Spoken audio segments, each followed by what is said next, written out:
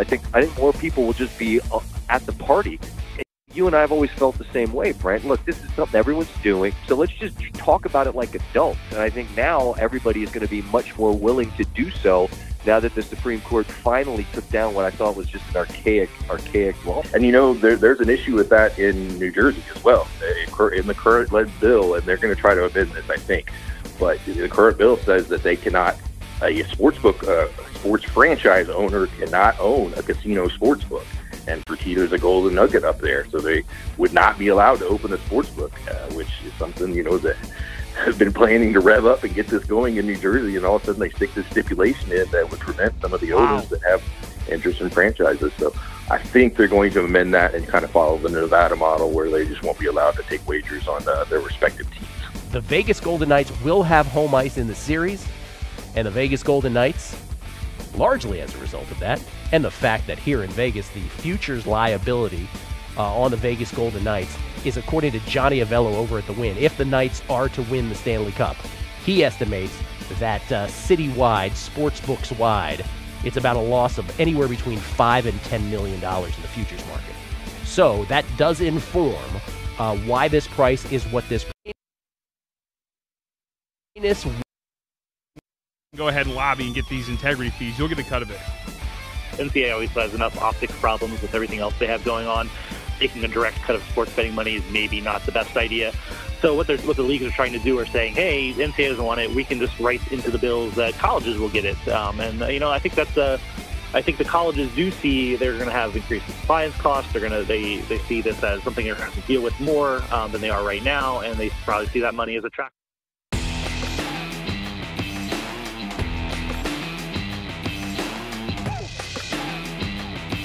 It's time to follow the money with Mitch Moss and Paulie Howard, only on the Vegas Stats and Information Network, Sirius XM Channel 204. Welcome aboard as we are live in Las Vegas from the South Point Sportsbook. Mitch Moss, Paulie Howard for the next 3 hours. Good guest on today's show in the last 90 minutes. Patrick Everson, Covers.com, David Thorpe, NBA analyst, and Dennis Bernstein on the NHL playoffs, which we'll get to the Stanley Cup final in about 15 minutes. We will begin with what happened last night in the NBA. You excited now? The finals are set, man. 4 years in a row, and wouldn't you know it, the Rockets get out to these huge leads in both games 6 and 7, and they can't cover either time. And the Warriors in the third quarter, right now in sports, probably, Paul, it's the best bet there is going. Yeah, yep, 33-15 in the third quarter. What a job. I love Green at halftime saying, well, we're only down 11. We can make that up in 2 minutes. And he's right. Not a lot of people excited for the round 4. I see that. Not a lot of people excited, I know. Well, when you see the series price as well, maybe Cleveland will be lucky to get a game. Well, here's the most amazing thing about it. Think about this. Over at the Westgate, Jeff Sherman and the fellows over there last night posted the Warriors minus 1,000. Within a couple of minutes, he had to adjust it on Twitter and say, nah, that didn't take long. We're up to $12 now. It did not take long. Not at all. You're right. Like, as soon as he posted it, bam, it was bet up. 12-point spread. My God. I know you were frustrated, and many people were who cover the league watching that first half. It was a horror show for Golden State. 3 of 8 from the line, 10 turnovers, 11 offensive boards allowed. I hate cliches, but that was true where Houston wanted it more and outworking them in every 50-50 ball they were getting. Gordon goes coast to coast, lays it in to end the first half. Embarrassing. Their offense, silly. Kerr's got to stop playing Looney and Bell at the same time, too. That's common sense, number one. Number two, they could have done a better job with the roster. And I know they have all these Hall of Famers, and they're power rated to the moon. And certainly losing Iguodala is big. But it's like, how many centers do you have? And what are you doing there with that roster? And McGee doesn't get any run. None. Pachulia, who we thought started last year and got too many minutes, doesn't even play. But there was a horrible job what they were running offensively, and then bam, the explosion in the third quarter. Curry got going. It was raining threes. One team was. I thought Bill Barnwell, the guy who covers the NFL for ESPN and not these dopes who cover the league and the guys you see on TNT, did a great job. One team is shooting contested threes and they're going in, and the other team's got wide open looks and they're not going. Correct. That was happening all night last night. Yeah. And that's why, Paul, last night, and I said this now for a while, if we get Cavaliers-Warriors again, I mean, it's a Floyd Mayweather bet. Well, look at this now today. They're actually double the price that Floyd was against Conor McGregor, which is astonishing to me. But I don't think it's going to be a sweep because of how the Warriors go out there and play any random night. That first half last night was unwatchable to me. Bad. Well, Kerr, how about Kerr? I get so mad watching him play. Kerr? I don't know. What does Kerr do? I don't know what he does. This is the worst quarter we played all season. Well, we're only down 5, and he walks away from Aldridge. I know. Can you recall a team being in the bonus 90 seconds into a game? 90 seconds, How about that? And Thompson's got 3 fouls early. And then Houston fans were ticked off, and even the players that they thought Harden was fouled a couple times shooting threes. Correct. Yeah. Yep. But every call going against them, which a lot of them were the right call. I don't know what Klay Thompson's doing, but I can never recall a game where a team's in the bonus 90 seconds in to start the game. No. And one of the marquee players in the entire series has to go take a seat because he's got 3 right away within, 3.5 minutes or whatever it was. Yeah. But nothing went right last night for the Warriors in the first half, right? Rockets covered first quarter, covered first half. Durant wasn't any good. Klay had the foul trouble. Steph didn't do anything. And then all of a sudden, it's just, I don't know what happens at halftime. That's where Kerr, I guess, earns his paycheck, is at halftime, because in the third quarter, they outscored teams they have so far in the postseason by like 120-plus points. Yep. I mean, it's last night by 18. It's every single game they do this. Yep. Just blitzed them. 122-63 in the second half of Game 6 and Game 7. Down 15, down 17, no problem. How about Game 6? They're down 17, and then they blow them out and outscore them 62-25. Yeah. You know, in play in that game when they were down by 17 points at home in Game 6, they were laying a half a point. Yeah. And I know a lot of people that hopped on that. That's what's going to happen when you get these good teams. And I saw JVT tweeting about this last night, Jonathan Von Tobel, right away in the game. He's like, Warriors are minus 2.5. I'm in, no problem. Well, at least you had a chance to get out of it if you had if the Rockets' future. I know Paul Allen, friend of the show, was like, felt bad for Jeff Sherman. It's like, that's a horrible beat. He's got the Rockets and other people. If you had him on a future, it's like, what are you going to do now without Paul? Right. But at least you had a 17-point lead in Game 6. You could have done something there.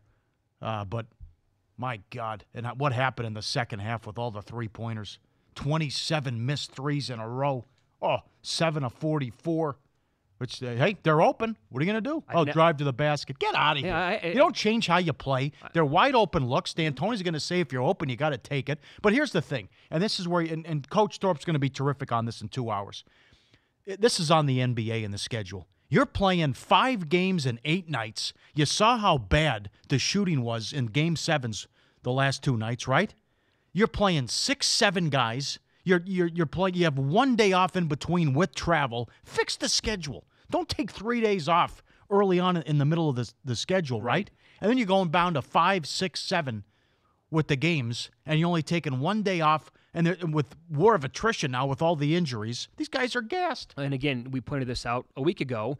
Here's the problem when you're playing and talking about the Western Conference.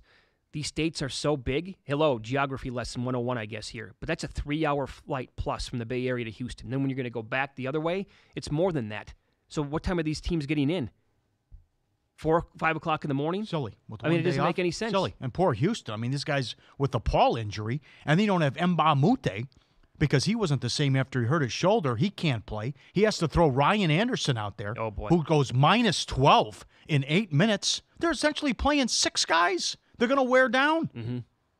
There's just, what can you do? These guys are gassed. Well, we'll touch on that coming up in a few moments. I want you to react to this, though. I know this is a big talking point this morning. I totally agree with what Eric Gordon had to say about no CP3 on the roster last night. It's definitely tough because when everybody counted us out before the series started, we knew we had a chip on our shoulder to win this series. And it sucks because you could win this series if we just had one more playmaker, just in Chris. If he was out there, we would have been playing on Thursday. And it's just tough. I love going to battle with these guys. It's easy to say this morning, but I think he's 1,000% correct. Well, none of that happens in the second half. They're gonna score. They're not going to miss all those threes. He's going to be able to penetrate and get to the basket. Well, he's the one guy that you can rely on. Hey, we need a 15-footer. Go come up with something here. Yeah, he'll take the mid-range. Yeah. Right, and Harden didn't know what to do. Harden, should I drive? He could be aggressive and get to the basket, throw the alley-oop to Capella. Mm-hmm. They didn't take advantage in the first quarter when they were in the bonus so early. But they was coming down, but nothing could go in from 3. And Ariza, Jesus, didn't make a shot the whole night? No. 0 of 12? Yeah, and 0 of 9 from downtown. Perfect storm. You don't have Paul, and then Harden and Gordon shoot like that in the second half and that entire game from 3. But again, that's who they are, right? They started game nice. 6. They got out to that 17-point lead on the road because they were 8 of 11 from downtown. So they do that. They can get hot for an entire quarter where it's like, Jesus, it's an avalanche. What happened? We're down by 15 plus right now. Or they can have an 11-point halftime lead and shoot themselves out of the game. That's what happens. Couldn't get the offense going. And Golden State plays great defense as well. But there's nothing you can do. They're playing 6 guys, essentially. What are you going to do? You're going to run out of gas. And that's where your legs are going to go when you play 100 games and you got to play 40 minutes and you need the legs for the jump shot, and then it's Brick City, USA. Yeah. Here's Kevin Durant after the game. No, he went off in the second half, but he what you're talking about right now, yeah, he said it. We knew that Harden was going to wear down. They came out with a lot of energy. They're at home. They hit some shots early. We knew at some point they'd tire out. I mean, James dribbled so much each possession. I know at some point he'll wear down. And, we was going at him on the defensive side of the ball as well. So we just tried to stay with it, shoot good shots, play hard defense. Clay got in foul trouble early. But there was no doubt we was going to come in here and play to the end, man, and keep fighting no matter how many points we were down. We were down 15. We just kept coming. He's right. Yeah, he's right about that with Harden. I mean, because he's dribbling so much, and what he has to do with making him run and work on defense as well. Bill Barnwell broke this down too. When you shoot 36% from 3 during the season, and then it got to 27, but he tweeted, when you miss 23 in a row, the odds are like 30,000 to 1. I mean, when you're a good team shooting 3 and then you miss 23 in a row, forget it. Who knows what the odds? Well, and it came up. I mean. So in that game last night, the number reached actually 27 in a row, correct? Yeah. That they missed? Yeah. And I know, again, one more thing here with David Thorpe. He's like, you can talk to any math guy in the world. He'll tell you the odds on if they shot 27 in a row the next game out, they're not going to – it's impossible to go 0 of 27. Essentially, it's like 1 in a zillion chance to happen. Yeah, it was wild how it played out with both home teams losing Game 7 and how they got beat. I mean, they're good lucks. They didn't go in. Yeah. One more here from last night. So the Warriors were just, again, it was preposterous how bad they were in the first half. Every which way you want to cut it. They were totally outworked. The offensive glass job by Tucker and Capella and some of the others on the Rockets, they were so much better in the first half. And Steve Kerr was, well, like me, he was embarrassed. I was thinking of resigning. That was my first thought. I walked in at halftime. I said, I don't even recognize this team. We've been together for 4 years. I didn't recognize the group that we were seeing, but sometimes you forget. Game 7, you get some nerves, and there's so much nervous energy, and but it was really, I don't know how else to describe it. It was a bizarre half. No, you're right. It's frustrating. The silly turnovers, sometimes the shot selection. All of the above. I don't know what he's right. I don't know what the hell they were running in the first half. Durant was listless performance. I don't know what he was doing. And I don't know what's going on with Iguodala either. Now he's getting a second opinion. I mean, that's big. Look what they did when he played. And Finals MVP, that guy's a big deal. He can play. He's awesome. Plus he's going to, his assignment's going to be LeBron. Well, plus with him not out there, you got to play more Looney and Bell, which they give you nothing on offense, although Bell was doing a good job. Nice moving screen that wasn't called, too, on the 3. But between the legs pass to set up Curry hitting the 3 as well. But 2 of the 3 games, they blew him out with Iguodala in there. Now he misses 4 in a row, and how it changes things. And that was supposed to be an innocuous play where he just bumps knees with Harden. And who knows if he's coming back Thursday. Mm-hmm. I don't know, but it's just there's not much on that roster as far as depth and guys coming off the bench. Which do you trust Cook, Swaggy P? Who knows? How much of a chance do you give the Cavaliers?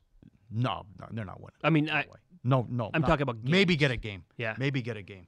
A game. Look at the point spread. Look at the series spread. Yeah. This has got to be the worst team since the 07 Cavs. The 07 Cavs, they're still worse than this team. Yeah. Oh, yeah. Yes. Yeah. Right. And people, they have no. I'm surprised by this, right? All of the diehard LeBron fans, you really have short-term memory loss, too, because the 07 performance, and Doug Gottlieb was all over this yesterday, he goes, LeBron's been amazing. I mean, clearly, let's get real here. He has been.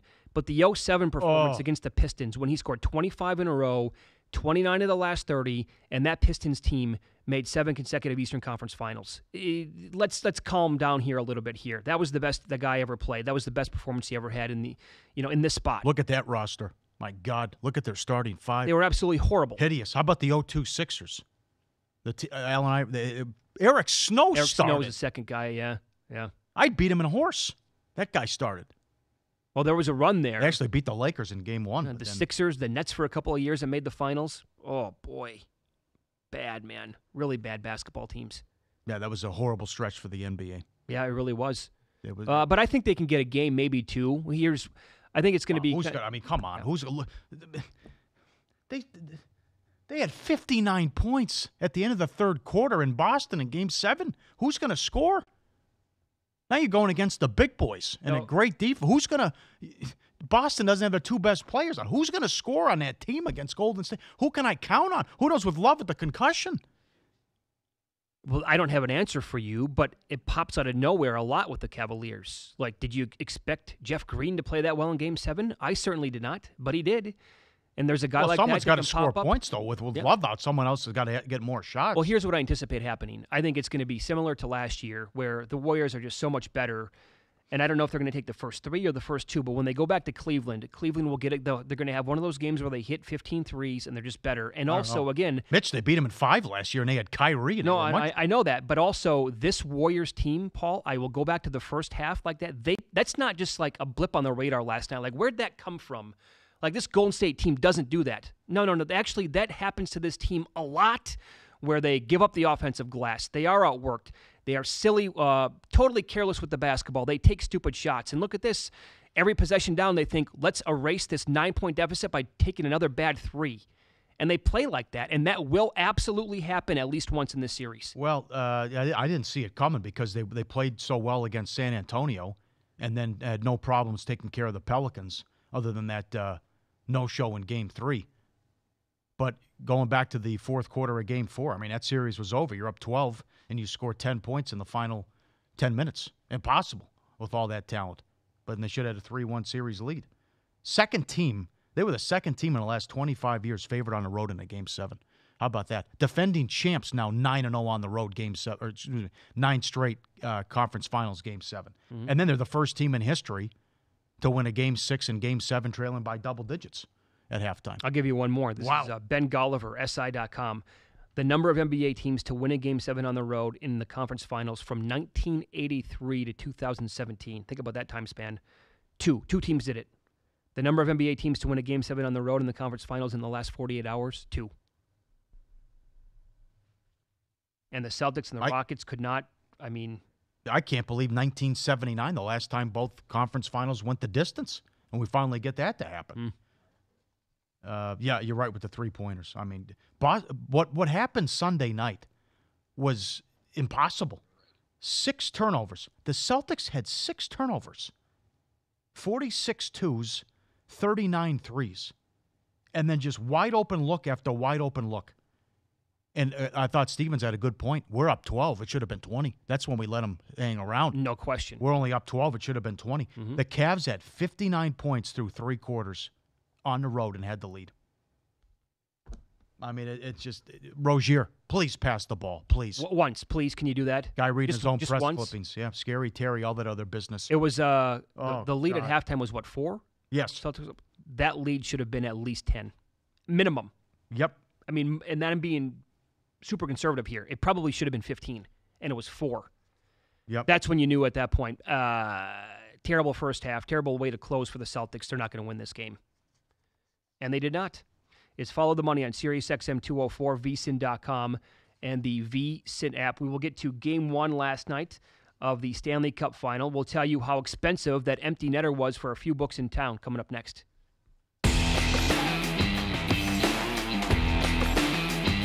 Follow the Money continues with more great information right after this. And get information on our full program schedule over at VSiN.com. The last time you replaced your toothbrush, do you always brush twice a day for a full 2 minutes? Paying attention to these good habits has a huge impact on your health.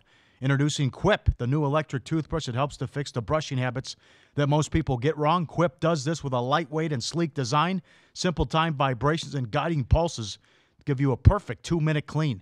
Bulkier electric brushes have awkward charging stands, modes you don't need, and cost 5 times as much. Quip starts at just $25, and you can get brush head refills automatically delivered on a dentist-recommended 3-month schedule for only $5, and shipping is free. Quip has been featured in GQ, Oprah's O List, and Time Magazine named it one of the best inventions of the year. Go to getquip.com/money right now and get your first refill pack free with a Quip electric toothbrush. That's your first refill pack free at getquip.com/money. If you didn't catch VSiN last week, here's some of what you missed. How much was that, Jimmy? 50,000 to win 500,000.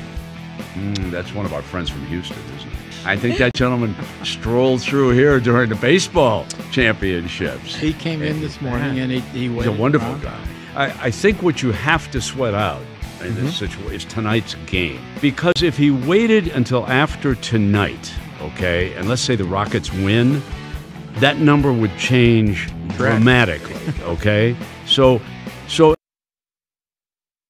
and listen, he's got a lot. He's a very good bettor. I mean, we know from the World Series. I mean, this fellow knows what he's doing. You know, where John Mara's hoping, I just spoke to him, the Giants co-owner, and he said that, look, what we're trying to do is just make sure that all the bets are even across the board. And when I say even, like the types of bets that are being offered. What he's concerned about is a couple things. Number one, different states offering different types of props, things like that, rather than just, having a uniform type of bet that can be made through these states. The other thing he worries about is feeding addiction, quite honestly. He just says that, are we going to be creating more problems for people that have, struggles with gambling? A buddy of mine calls me. I made a $1 parlay, he tells me, to win $9,477. So what I said to him, I said, wait for Game 5 to happen between the Celtics and the Cavaliers. Wait for that game to happen. If the Celtics win, you still do nothing. We'll take this one event at a time. If the Celtics win tonight, you still don't do anything. But if the Cavaliers win Game 5, then you simply bet the Cavaliers on the money line in Game 6. I kind of like the veiled references. I think they're kind of funny. Keeps everything kind of in an entertainment, lackadaisical, feeling around it a little bit. If we start talking about, that one's going to cover the spread, or if they start getting real, in depth on sports betting stuff during broadcast, that'll change things. I'm not sure that's the best way to go. I just hope when people start betting, and there will be some new people that start betting, they completely look at this as a recreation. They should not be looking at this as a profession. And that's kind of how I hope the media Your search is over. You found Follow the Money with Mitch Moss and Paulie Howard on Sirius XM 204. Now listen up for Winformation. We will tell you about some of the most popular college football win totals bet here at the South Point over the weekend. That's coming up in about 15 minutes. Game 1 last night, 6-4 final score. The empty netter for the Golden Knights with less than 3 seconds. 3 seconds, third time that's happened. Amazing, huh? Yeah, right, so far. By the way, so what did that mean here in Las Vegas? Good tweet here. Todd Dewey covers gambling for the local paper here in town. The empty netter with 2.7 seconds to go. Let's see here. In a 6-4 win, that caused a $50,000 swing at CG Technology, $15,000 over at the Superbook, the Westgate Superbook, and a 5-figure swing at the Win. How about that? Sure. At the With Win. The juicy return. People want that puck line. Amazing. You got to be loving life. They didn't play well. They were sloppy. Fleury wasn't on his game. Worst game of the playoffs. Yes, won again. Still won. Wednesday's huge. Let me ask you now. And again, 11-1 when they score first in the playoffs, and it's 46-6 overall. It's just sick. Well, but the lead changes last record. night. Yeah, it's a record. Yeah, Good 4 Lord. lead changes. What a game. How many goals did you have a problem with for Fleury? The one Three? he put it. The one he put 3. The one he put it himself was bad. He didn't know where the hell the puck was. That was bad. Put it in on his own. He was really out of position on the we just totally out of position. The third one, yes. where the goal's wide open. So that's 2. Overplayed it with the pass, and that was bad. But I'll tell you, they were bad defensively. The Capitals got a lot of opportunities, and even Eller at the end got a wide open net to tie the game. And then it comes back and they get it, and it leads to the empty net goal too. So that could have been tied, and we were going to overtime. And who knows how that plays out? But they didn't play well, but they win. And what a story, what a performance. Nothing's changed. Best team in hockey the entire year, and the deepest team in hockey. And again, Gallant, balls of a burglar.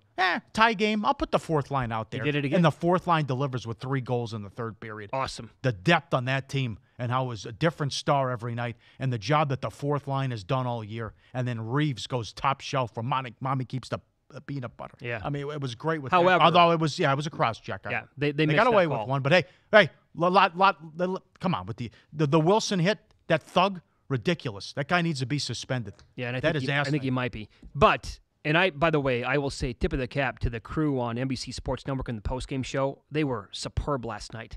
They brought the whole production. They brought totally scorched earth last night on the referees, calling out the Tom Wilson hit, how they missed that was egregious, and then the hit on Ryan Reeves with the cross check. Then you don't call it. His mind. Oh, sorry. Yeah. You don't call it, and then you have the huddle, right? And then you say, okay, penalty. But by then, Perron is engaged in the little, back and forth. So he gets the 2 minutes. So it wasn't a power play. No, so it was a 4-on-4. How do you miss the call? And that should be 5 minutes in game misconduct. Correct. That's why the guy's going to get a concussion. He was in the protocol. He comes back in, but Marchessault was livid, as he should have been. I mean, the whole thing was Mickey Mouse. I'll give you this. It's again, though, it's hockey. With the officiating, with the whole thing. Garage League. Why are you playing Monday night when you had Saturday and Sunday to yourself? You could have played in the afternoon. You play Monday night. You go ahead. Again, we're talking about the casual fan.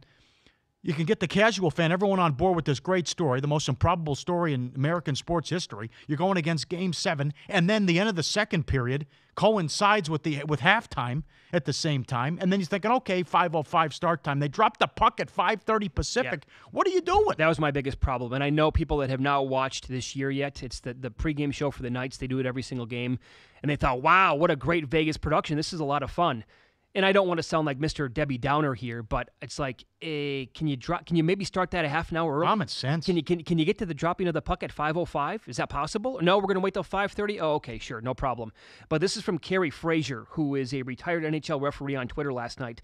The 5+ game misconduct for interference was instituted for the very type of late blindside hit Tom Wilson just delivered. And that was just, you want to talk about like NFL defenseless receiver. The blind side. But he had no clue it was coming. See him. Yeah. Finished my check. Get out of here. Uh-huh. His history, and he was suspended 3 games. Got to be suspended. So here is Wilson post-game last night trying to justify that hit. I think he might have been a little bit surprised by it, but it wasn't an aggressive hit. He looked fine at the end when he was yelling at me from the bench and wooing. So, just a hockey guy. Obviously, when you play my physical style, you're going to build up a reputation. But I trust myself. I try and play the game hard, and it's my job to bring that energy and that physicality. And he came right after he got up. He said, "Good hit." So.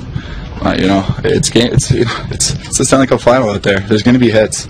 He looked pretty good to me, so it's a hit. Who are you, a doctor? He looked good. He was in the protocol, for Christ's sake. Mm-hmm. Get out of here. Okay, so you think he's a liar? I might have to come back when we get more information on this, because I can't wait to hear from Marchessault ourselves. He said right there, he looked at him and he said, "Good hit." Maybe he's not a liar. I'm going to say he's stretching the truth with that, because when he hit him, that dude was in the protocol for a reason. He had no idea where he was on the ice. Do you think he's going to get up right away and say, "Hey man, good hit"? He was borderline out of it. He was seeing Bird, right?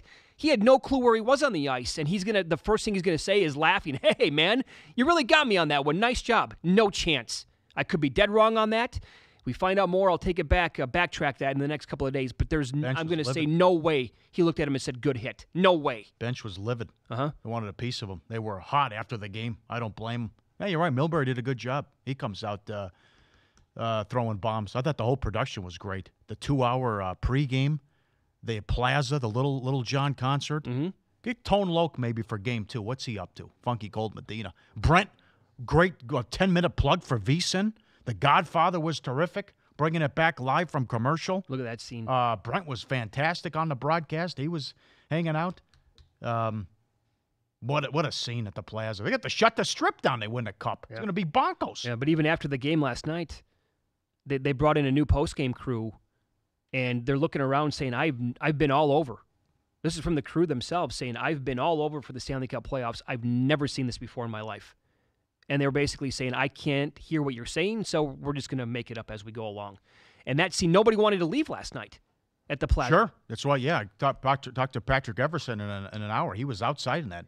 And, right. Why would you want to go home? It's great. Good luck getting out of there.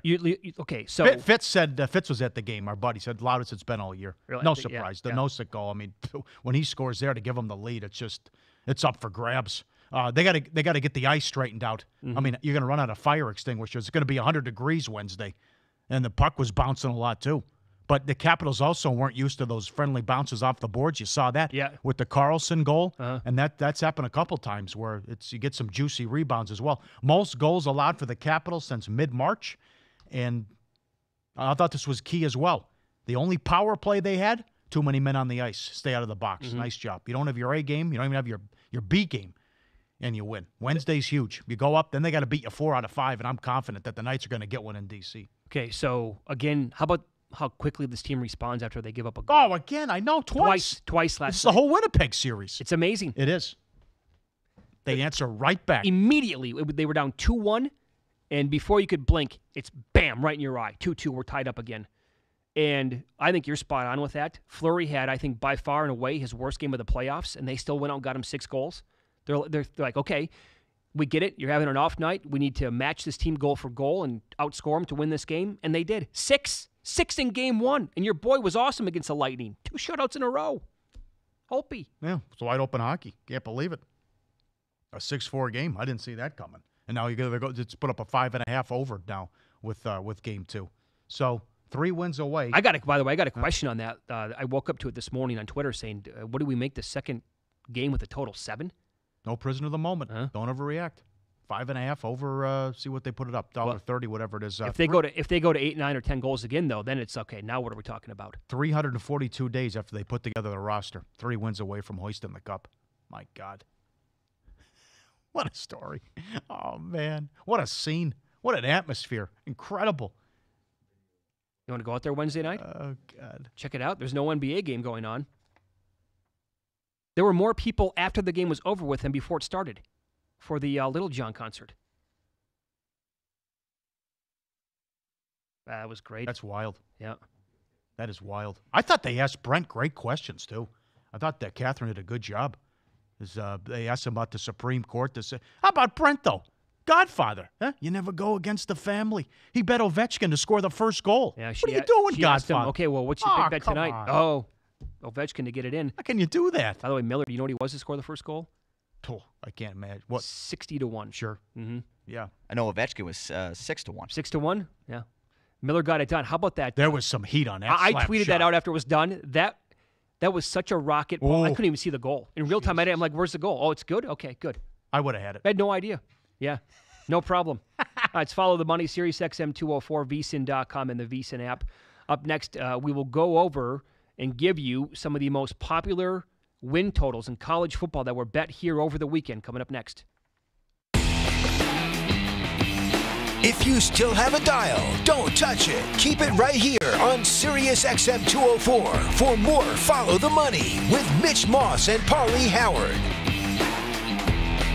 Sign up now for Point Spread Weekly, VSiN's digital magazine dedicated to making you a better handicapper. It's available at no charge if you choose our free 1-week trial. This week's cover story is on the amazing Vegas Golden Knights, what you need to know before they play the Capitals in the Stanley Cup Finals. And it's always football season at Point Spread Weekly. Matt Euman sizes up the Heisman race and looks for best bets on the Week 1 college lines. We'll also handicap this week's MLB, PGA, NASCAR, UFC, WNBA, and Arena League action. Sign up now for your free trial of Point Spread Weekly at VSiN.com/subscribe.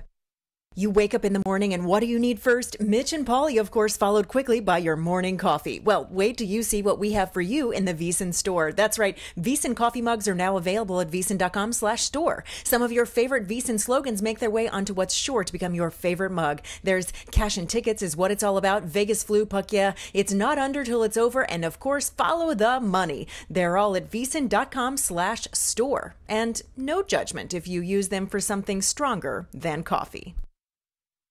If you didn't catch VSiN last week, here's some of what you Whether missed. it's SportsCenter or whether it's NFL pregames for our network or the others, we'll treat that hour from 12 to 1 Eastern much like, you and the Greek back in the day. I think it'll be above board. I think people will just be far more willing to discuss this the way certainly you have and we've done here. I think more people will just be at the party And you and I have always felt the same way, Brent. Look, this is something everyone's doing, so let's just talk about it like adults. And I think now everybody is going to be much more willing to do so now that the Supreme Court finally took down what I thought was just an archaic law. And there's an issue with that in New Jersey as well, in the current bill, and they're going to try to amend this, I think.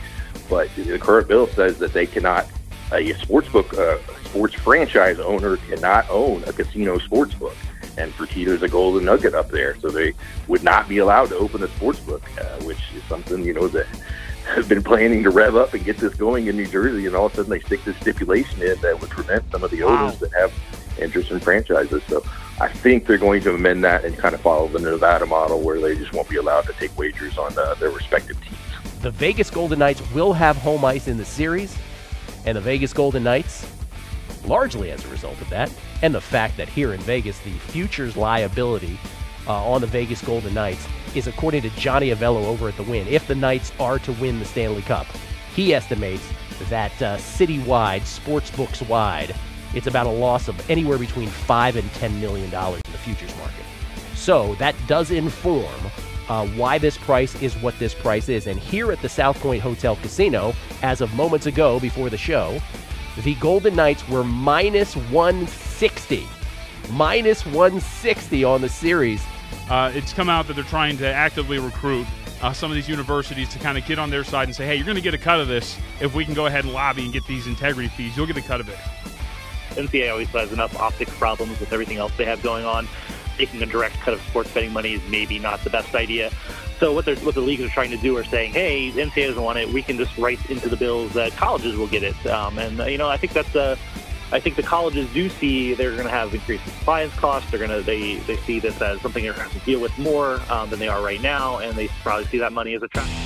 And we're back with more Follow the Money on Sirius XM 204. Mitch Moss and Paulie Howard have the mics for the information you need to win. We're live in Vegas, South Point Sportsbook. Nice job by Chris Andrews and the fellas behind the book here, putting up the college football win totals over the weekend. Excellent. And I talked to Jimmy Vaccaro yesterday. He gave me a rundown of the most popular under bets and the over bets. I mean, it's like every team in college football, other than the major teams at the Power Five. How about that?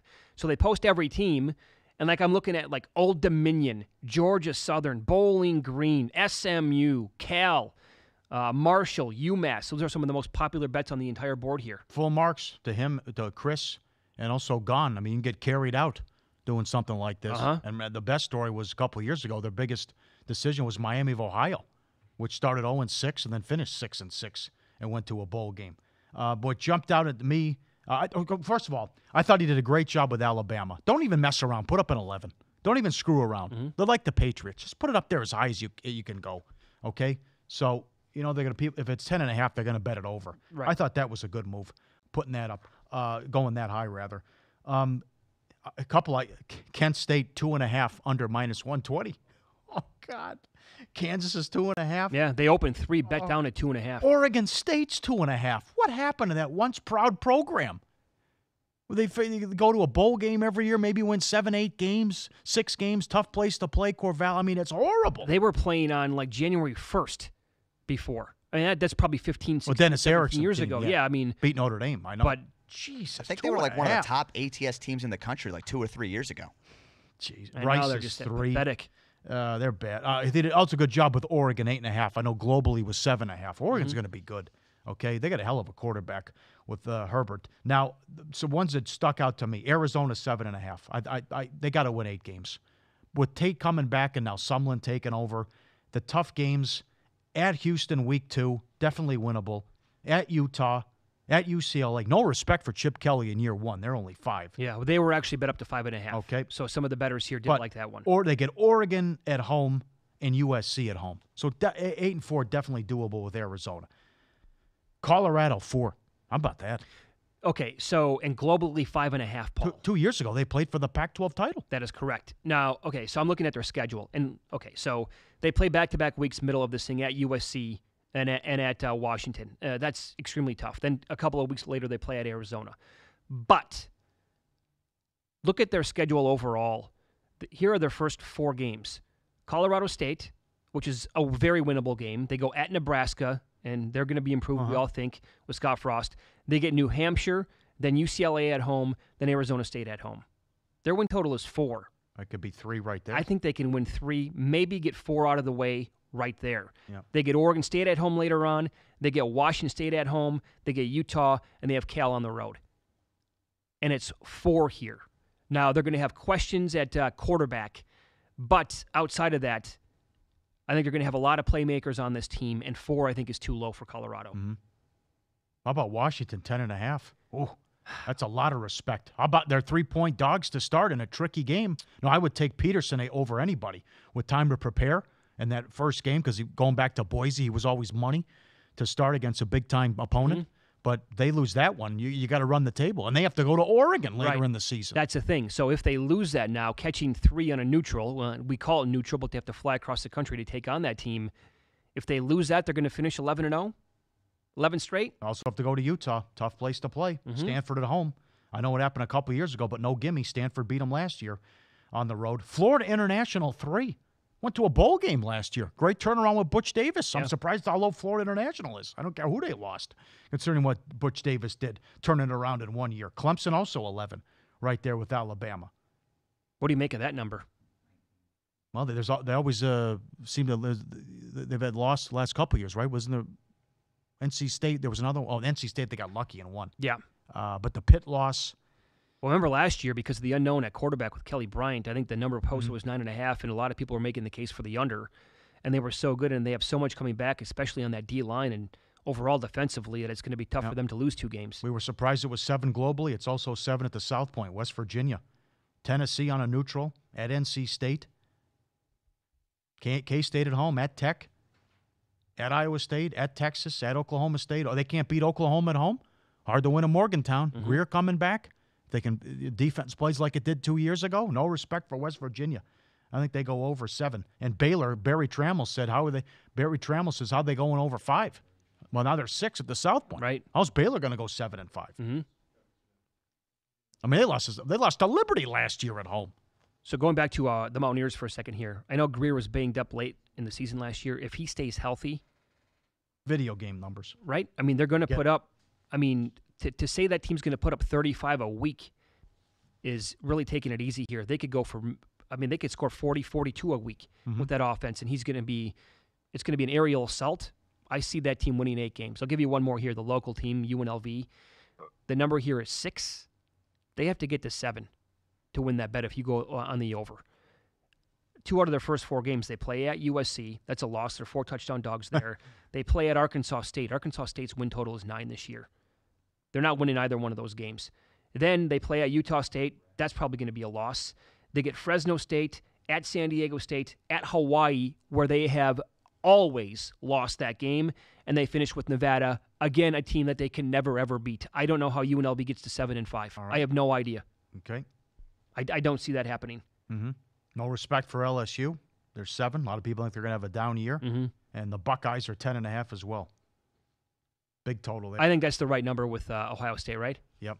Got to be. I tell you, he's high on Notre Dame, too. Notre Dame's 9.5 with that tough schedule. I mean, look at open a 7-point favorite at home to Michigan. Now they're underdogs here.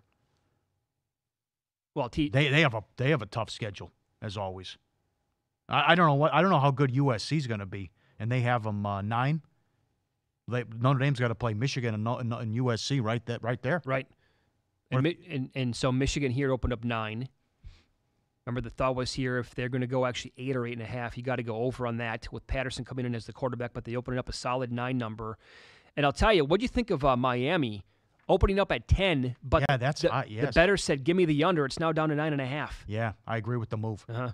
You know, a 3-point favorite against LSU to start the season. They won a lot of close games last year, Paul. Well, no, they were a completely different team on the road. That's the thing. They were great at home and a completely different team on the road.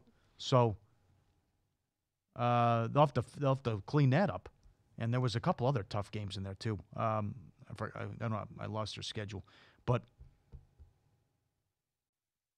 the Baylor thing. Abigail, I think it's pronounced Abigail Christian, Duke, Texas, San Antonio.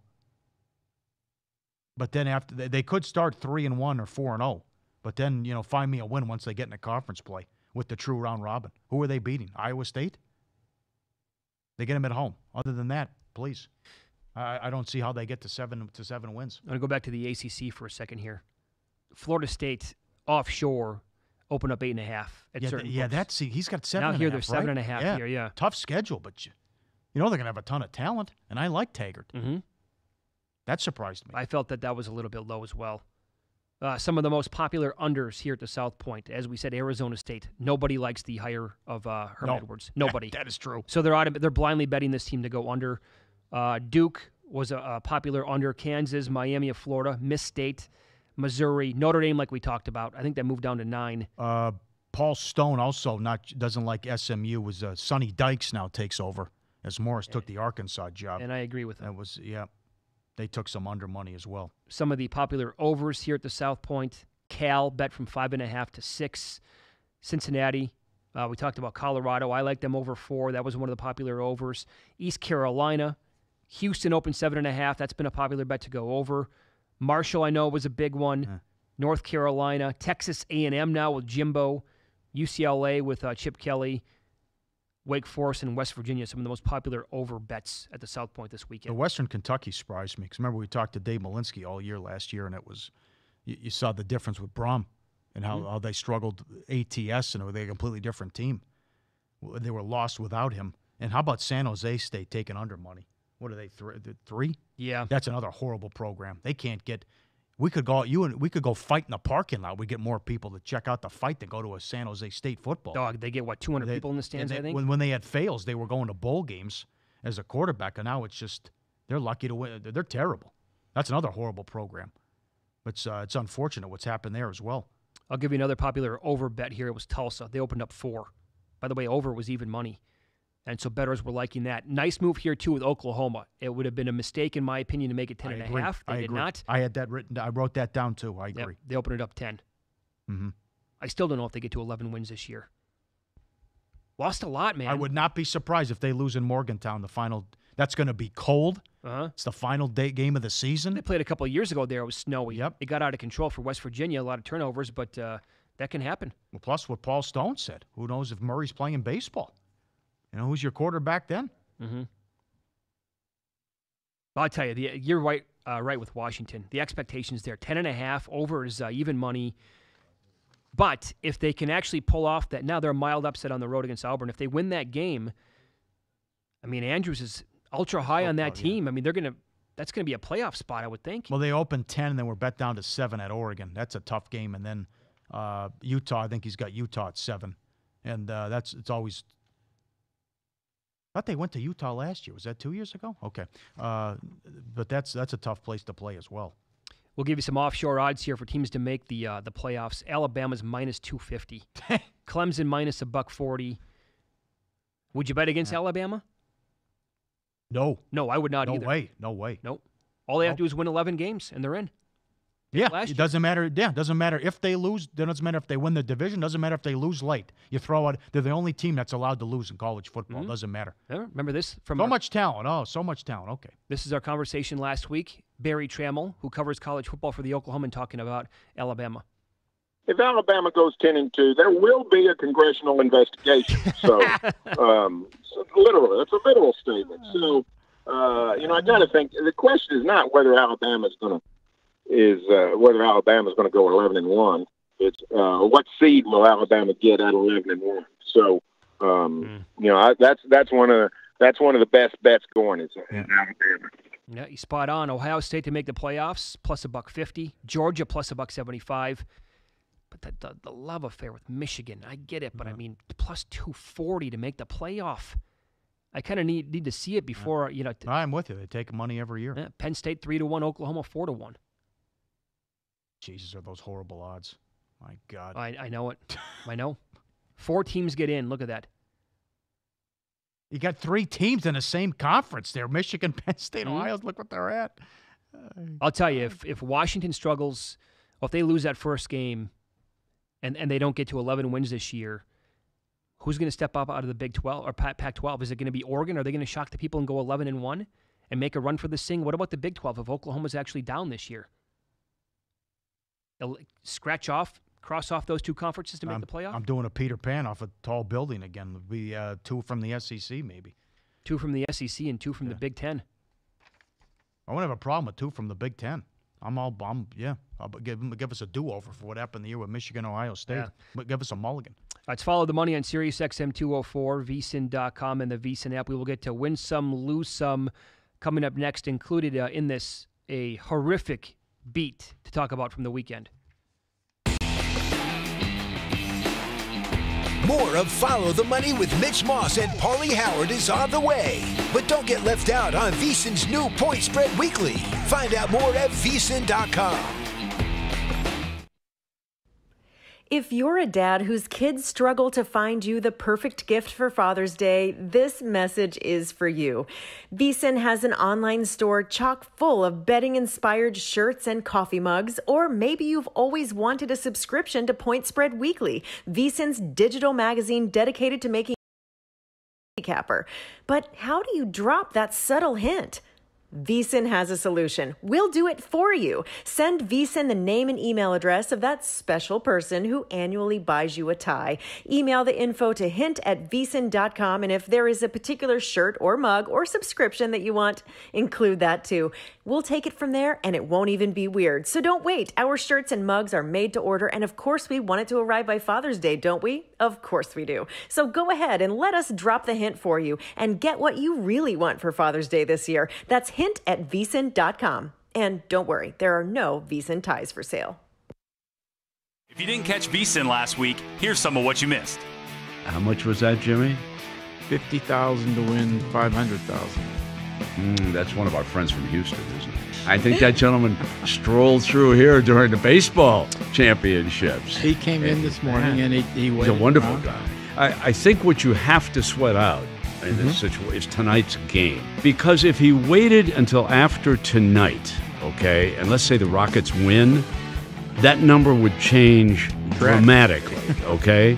So listen, he's got a lot. He's a very good bettor. I mean, we know from the World Series. I mean, this fellow knows what he's doing.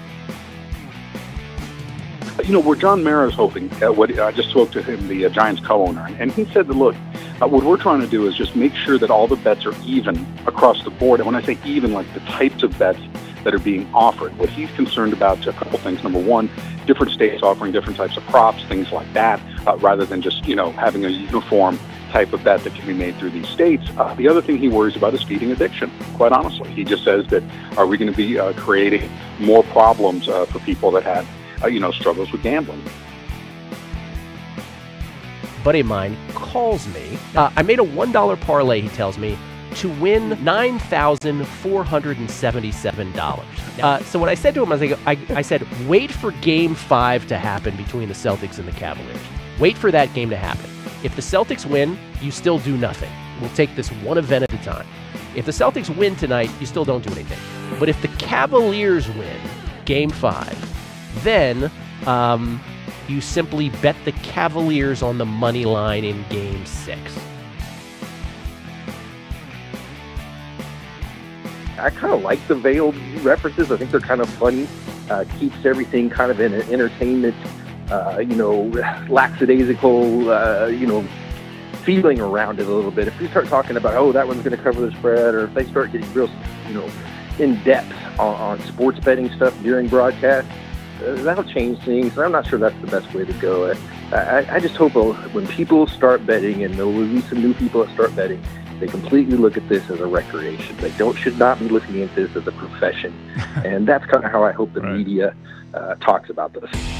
It's been between 2 and 3 minutes. You know what that means. It must be time for more Follow the Money with Mitch Moss and Paulie Howard on SiriusXM 204. Live in Las Vegas. You can follow us on Twitter. The network is at VSiNLive. I'm at Mitch Moss Radio. He is at Paulie Howard.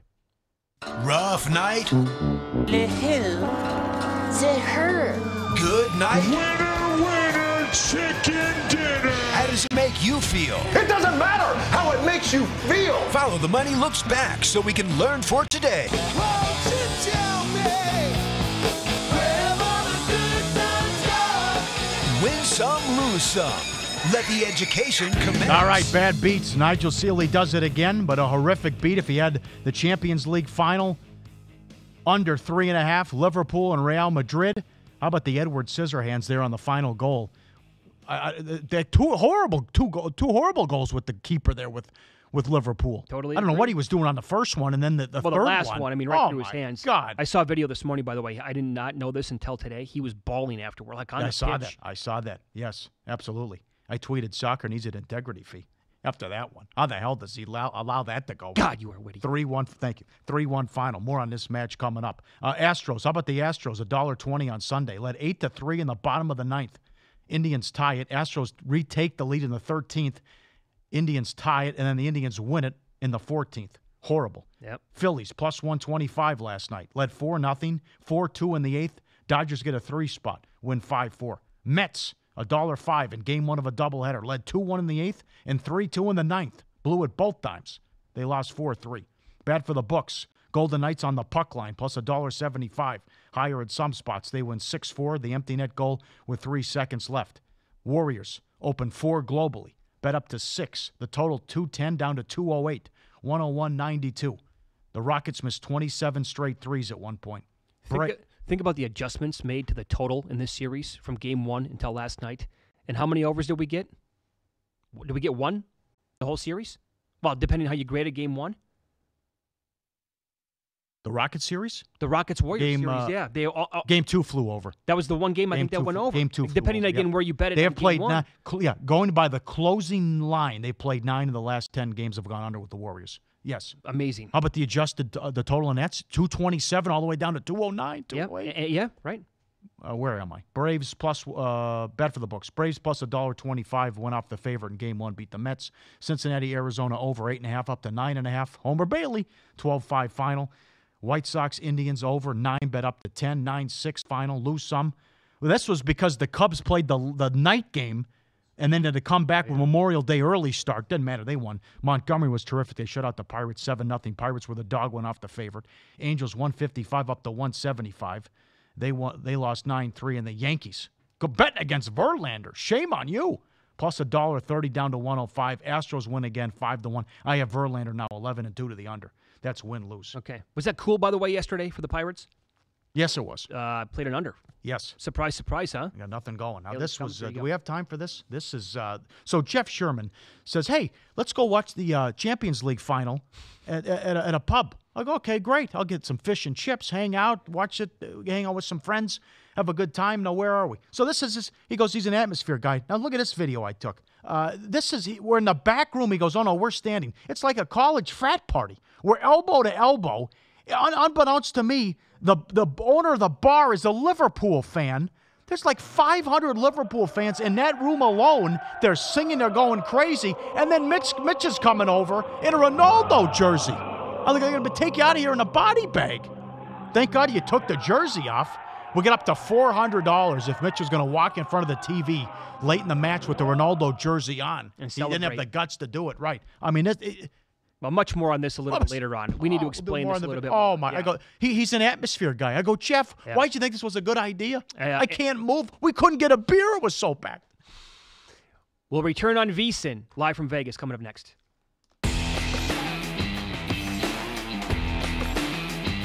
Follow the Money continues with more great information right after this. And get information on our full program schedule over at VSiN.com.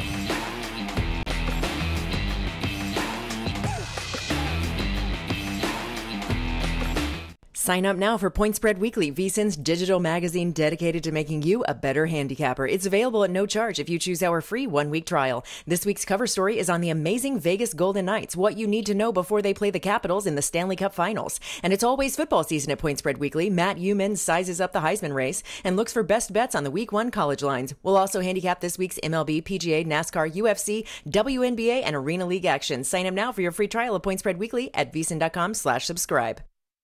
As Brent Musburger always says, cashing tickets is what it's all about. And that's what PropSwap is all about, too. PropSwap.com is a new online marketplace where you can buy and sell sports betting tickets. Looking for a good deal on a futures bet? Search PropSwap's listings for a second chance on that ticket and complete the purchase with your credit card. If you have a bet that's also close to cashing, post the ticket to PropSwap and find a buyer to lock in that money before it's too late. Cash out, cash in, go to PropSwap.com or call 1-844-PROPSWAP to get started. Void where prohibited.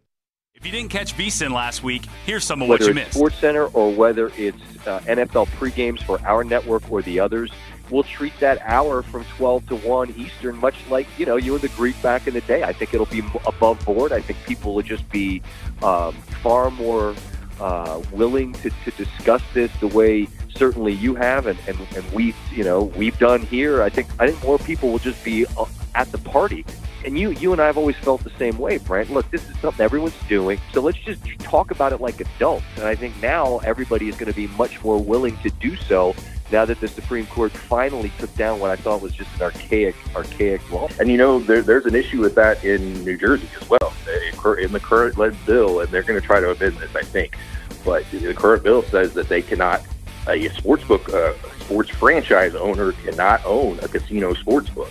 And Fertitta's a golden nugget up there, so they would not be allowed to open a sports book, which is something that has been planning to rev up and get this going in New Jersey, and all of a sudden they stick this stipulation in that would prevent some of the owners that have interest in franchises. So I think they're going to amend that and kind of follow the Nevada model where they just won't be allowed to take wagers on their respective teams. The Vegas Golden Knights will have home ice in the series, and the Vegas Golden Knights, largely as a result of that, and the fact that here in Vegas, the futures liability on the Vegas Golden Knights is, according to Johnny Avello over at the Win, if the Knights are to win the Stanley Cup, he estimates that citywide, sportsbooks wide, it's about a loss of anywhere between $5 and $10 million in the futures market.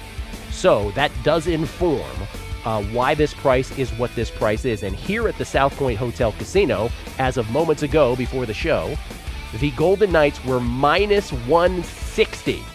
Minus 160 on the series. It's come out that they're trying to actively recruit some of these universities to kind of get on their side and say, hey, you're going to get a cut of this. If we can go ahead and lobby and get these integrity fees, you'll get a cut of it. NCAA always has enough optics problems with everything else they have going on. Taking a direct cut of sports betting money is maybe not the best idea. So what the leagues are trying to do are saying, hey, NCAA doesn't want it. We can just write into the bills that colleges will get it. I think I think the colleges do see they're going to have increased compliance costs. They see this as something they're going to have to deal with more than they are right now, and they probably see that money as a trap.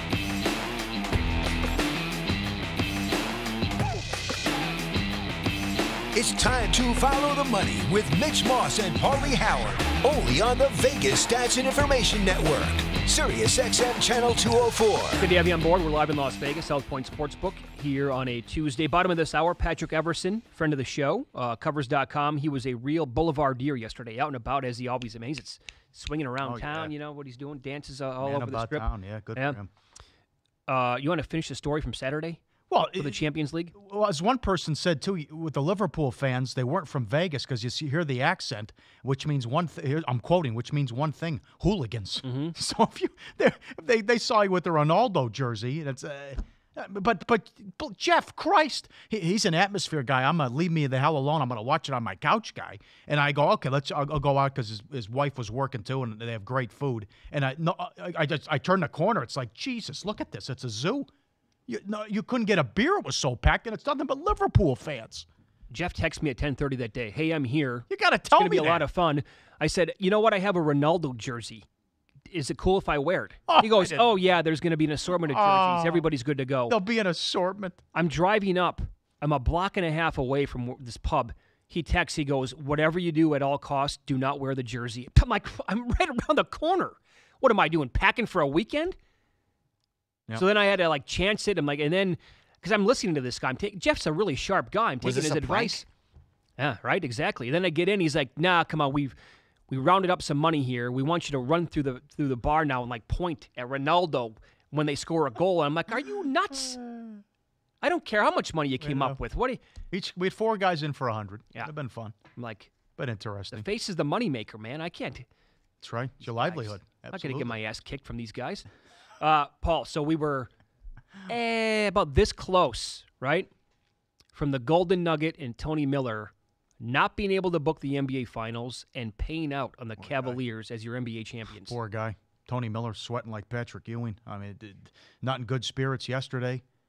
Unfortunate he couldn't book the entire Western Conference Finals, sending customers away. Got to go down the street, across the street. Can't take the action. Tillman Fertitta owns the Nugget and the Rockets. And you're right. If they hang on last night, and as Gordon said, if Paul plays, we win.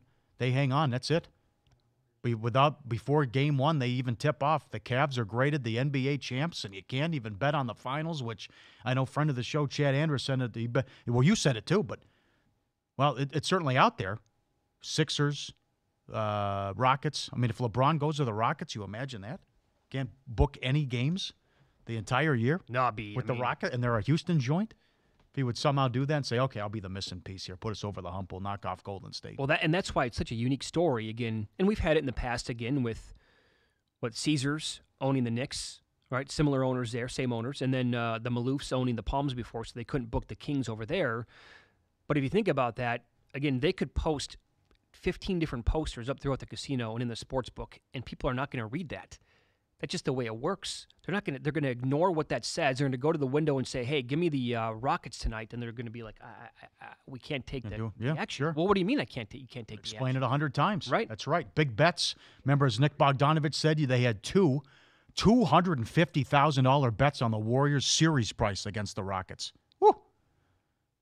That's a major sweat. Oh, good Lord. You're down 17 in Game 6, and you're down 15 in Game 7. Mm-hmm. And then you had a $100,000 bet here at the South Point on the Cavs to win the series against Boston when they were down 3-2.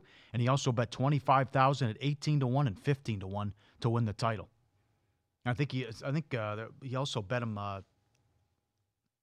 Game 7, took the points. There were some other big bets on the Cavs taking the points at Game 7 as well. And then also, I think it's the same guy who had $500,000 on the Warriors to win the West Conference series price against Houston. I think he also had them to win the title. And he laid a horrible number. I mean, he did it right before this. He's laying like 210. That's right. And there was a guy who bet, I think, $20,000 here when the Warriors were even money. When that was available, wasn't that long ago that was available. But what do you think of this tweet looking ahead to the NBA Finals from Mark Lawrence, who we'll talk to, I believe, tomorrow? Cavs might want to go down 0-2 in the finals. LeBron James is now 18-8 straight up, 22-4 ATS in a playoff series after falling behind 0-2 to an opponent. So you got that going. You have them as such a humongous dog here in the finals, catching 12 points in Game 1. And the series price, it's now $12 on the Warriors to win the whole thing. LeBron James, a LeBron James team. Look at that. Plus, I know. That's the opener right there. What do you think of the total? 216, 217-ish. Well, the Cavs on the road have been lost offensively. Yeah. Which that whole series was crazy. Where the Cavs it was night and day at home and away. Same with the Celtics, who went 1-7 in the playoffs on the road and then 10-1. They couldn't do it. Couldn't go 11-0 ATS straight up at home. Well, styles make, fights, or styles make the matchups here. So I think, look, the Cavaliers defensively against some of the best offensive teams in the league, they've been an absolute sieve the entire year. But I'm with you on that. On the road, who do you trust besides LeBron James to step up and have a good game right away in this series? And oh, by the way, the Cavaliers in Game 1s are awful. They're terrible. Yep. A good point with Lou as well. You're not getting the team ready to play, at least with the scouting report. Well, Morris and Rozier aren't going to be shooting threes on Thursday. It's going to be Thompson, Curry, and Durant. Good luck. And they couldn't make anything Sunday, but they got wide open looks. And Marcus Smart, by the way. Another one, 1-10. 7-39 from 3. How about Horford get some touches? They didn't have an answer for him. He was 7-12. He can't get enough touches. Rozier, 2 of 4. Look at these numbers. Brown, 5 of 18. Rozier, 2 of 14. Morris, 5 of 14. Smart, 1 of 10. Oh, man. How about that sequence late in the game where Smart gets the offensive rebound on the missed free throw, and they kick it out, wide open looks, Brick City. Jesus. And then they just couldn't make a shot down the stretch in 87-79. I can't believe it. Cavs had 59 points through 3 quarters. On the road, Game 7 had the lead. Had the lead. So what do you do now if you're Boston in the offseason? Well, we'll dial down the Rozier talk. I mean, after watching that, he's going to have to prove it all over again this upcoming year. Who knows how many minutes he gets as well if someone would throw a lot of money at him. But now you get Kyrie and Hayward back. That could be scary. And the valuable experience Tatum and Brown got. I mean, Tatum was terrific, too. How about the dunk in LeBron's face, and he lets him know about it? I don't understand it. That's why it's on Rozier. Tatum and Horford are the go-to guys here. They're the only guys making shots. No question. 2 of 14. I mean, the guy checks right in, comes right off the bench. He's jacking horrible shots. Bombs away right away. I think if you're the Celtics, and people are probably going to be like, "Oh man, boring. You didn't do anything." I think you just stay put. Well, we'll see with Kawhi. What happens? Where does Kawhi go? What happens there? Lakers, Sixers, Celtics. Celtics have all the pieces. There's so much. I mean, and if the Sixers do something right away, will the Celtics try and answer that? What happens to LeBron? Is he going to go to the Western Conference? Is Houston a real player? Or if he actually goes to Philadelphia, do the Cavaliers do something? Do they trade Love and bring in some? Do they make a run for Kawhi? All right, Cavs losing 5. What do you think LeBron does? Did you see the blow by Dan Gilbert afterwards? Ran right by him. Good for him. Hey, get out of my face. I loved it. I mean, Chris Sheridan's report is he's gone and he can't stand the owner. So look at that. Blows right by him. Right. Nothing. Well, I would have been happy if he didn't shake his hand at all. He actually did reach out there for a split second. I mean, you hear the reports about now how the kid is his son is all invested here where he went to high school, so they're making a big point to have him come up the same way that LeBron did. Well, the kid wouldn't like Los Angeles, or so it's like, all right. I'm just telling you what people are saying. Supposed to be a great baller, right? Mm-hmm. Who wants to live in Cleveland? Come on, especially if you're an up and comer like that. Imagine how he would love Los Angeles. Oh, but he's from there, so I mean, and he went back. I don't know. I mean, to me, the Rockets would make a ton of sense. No state taxes. You get to play with CP3. Well, the streak's coming to an end. It's impressive that I can't believe that's five of the guys have done that to go to 6 straight finals. But do you think he's going to the finals next year with what the Sixers are going to have and reload and bring in other pieces and what the Celtics? You beat the Celtics in 7. They didn't have the 2 best players. Yeah, that roster's not going to get any better. Well, they're not going to be favored, but they weren't favored this year, and they still did it. It depends on, again, they can make moves as well. The Cavaliers can do something in the offseason. But if he would actually go, who are their pieces? Trade Kevin Love, get him out of there. Oh. But if he were to go and sign with the Rockets, the Warriors are not beating the Rockets. Not beating them. Warriors are not going to get past the Rockets with a healthy LeBron James, CP3, and James Harden. Not going to do it. LeBron would have Rockets absolutely. have a tough decision. Huh? I think CP3's up for the max. Yeah, that's true. He's got horrible luck with the injuries, and he's up there in age. That'd be tough. Fertitta has said he'll spend money. But they're looking at some salary cap issues and what they're going to do keeping those guys around. But if they can make it work, you did the impossible. You brought Cleveland a championship. Move on. So back to last night here for a second. Harden, by the way, he went his point prop was 32.5. He scored 32. Isn't that amazing? I saw Curry 26.5 globally. He had 27. Yeah, at the Westgate he was 27. So it was a push. Amazing. But this is James Harden. After scoring 32 last night in the loss, talking about the opportunities the Rockets had. 1/2 of basketball. 2 games. Game 6 and 7. 1/2 of basketball. We just didn't have the same energy that we had in that first half, our pace. So it's extremely frustrating. How hard is it to deal with the what-ifs with Chris going down? We don't even think about that. You know, we had an opportunity tonight in last game without Chris. Obviously, he's a big part of why we're here. But we had opportunities, especially in that first half, both games.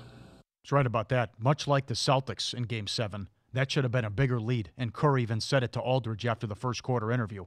We were awful, and we're only down 5. They were in the bonus. I've never seen that before. They were in the bonus 90 seconds into the game and couldn't take advantage. And all the missed threes, but they ran out of gas in the second half. Nothing was going in. I mean, you'll never see that again. That's a record. The misses for a playoff record, and then 27 in a row. That's a record. But, hey, wide open looks. But you're only playing 6 guys, and he throws Anderson out there for 8 minutes, and they get outscored by 12 points. Nothing he could do. Joe Johnson got 5 minutes. He did. But with Paul out, and then you don't have M'Ba Mute, who wasn't this. You couldn't even play him. Think about that. How key was he during their regular season success? But hurt the shoulder, couldn't even play him. Playing 6 guys in a closeout game. Keep in mind, shame on the NBA, but the games are every other night with travel. And then just like the Boston debacle, you're playing 5 games in 8 nights. Yep. So when it comes to betting and making money on the Warriors, one of the best bets in all of sports right now, if you can find it, is Golden State on a third quarter number. I saw that they were laying 5 last night. They outscored them by 18. This team is never out of it. It was amateur hour in the first half. We've documented that so far in the show. They were unwatchable. Embarrassing how bad that was for Golden State in the first 24 minutes. But even at halftime, Steph Curry said, you know what? It was really calm. Not a lot, actually. It was a calmness about the locker room, knowing how bad we played. We still had a shot down 10. And if we just locked in again on our keys, that's been the theme of the whole series. When we don't do it, we see how great they are as a team. And if we lock in, we show how great we are. And the second half was unbelievable. This atmosphere was crazy. Game 7, man. Happy to be back in the finals. Yeah, it was bombs away in the third quarter. It was funny how it works, right? Wide open looks for the Rockets, Brick City, contested threes going in. And they couldn't miss. Right. Here's Joe Fortenbaugh tweet, 95.7 The Game Bay Area, third quarter of the Western Conference Finals, 31-24, 34-24, 34-17, 27-26, 33-16, 33-15. Game 2, they were outscored by 11, but plus 62. Yep. Jesus. Whatever he's doing at halftime, making all the right moves. But Harden said it right there. We had opportunities to lead like they did in the first quarter and at halftime in Game 6 and 7, and you came out and they just, I don't know what was worse. The Game 6 second half was just cringeworthy television, how bad they were. 25 points and a half. Yep. 9 in the fourth quarter. And how about how the Warriors started the game? They're down 17 in a must-win. I don't know. You figure it out. Put this in perspective a little bit of how bad that second half was in Game 6. They scored 25 points. The record for lowest second half, playoff history, 23. Now, getting Iguodala back would be huge. I don't know when that's going to happen. He's got to get a second opinion now as he's missed 4 games in a row. They're a completely different team when he's in there. But I love what Green said after the game. It's like, all right, we go into the locker room. We're down 11, so we can make that up in 2 minutes. They can. But that's the ego thing as well. It's like, we'll just roll the ball out. We'll be okay. That's exactly what they do. Come on. Either take care of the ball, do a better job with the shot selection, but respect your opponent. That team would have won 70 games if they didn't have injuries. And you come out and they're outworking you. What was Durant doing? You're getting killed on the boards. He was listless. Yeah, exactly. Completely. Right. There you go. How about this? Did you see this tweet from Demarius Randall after the game last night? No. Now at the Cleveland Browns. This is incredible. I'm watching it right now, and the retweets are just going brrrr. He tweeted this out last night, 9 o'clock. If the Cavaliers win the 2018 NBA Finals, I'll buy everyone who retweets this a jersey. He is at 49,000. I can't even keep up. It's 49,500 retweets right now. Can we do the math? Do the math on that. Can we? I'm sorry to put you on the spot like that. Well, the Browns give him a discount? Be all right. What's the average NFL jersey go for? Got to be $75 minimum, I would say. Sounds about right. He's up to, by the time we're done talking here, he's going to be at 50,000 retweets. Good for him. Win it all, get it all. Yeah. Giving out free furniture, right? That'll be the next move. Jeez. But now you're going to have to, with them having home court, what are they, 17-1, last 18? Good luck. Yeah. Good luck to Cleveland. Figured to be down 0-2. Look at, I couldn't believe when I saw. I don't know what I know what the line was with Game 6, but Chris Paul out. But geez, you see a 12-point spread in an NBA Finals game. My God, and bet up from 1,000 to 1,200 right away at the Westgate. The other thing too, and the Cavs would have been graded the champ if the Rockets would have won last night at the Golden Nugget, and poor Tony Miller would have been able to book the entire finals. So James Harden had the same injury with the grade 2 strain, hamstring, and he missed 3 weeks.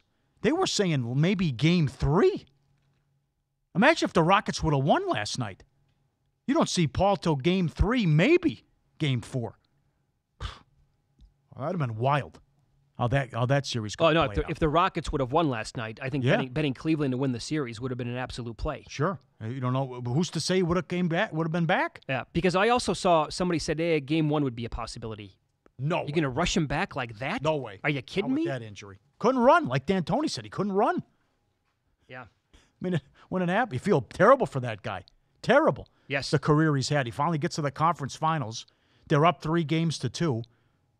And what a fluke play into the game. What he means in the half-court offense, and he goes out like that. Sick for him. So the average jersey in the NFL is about $100.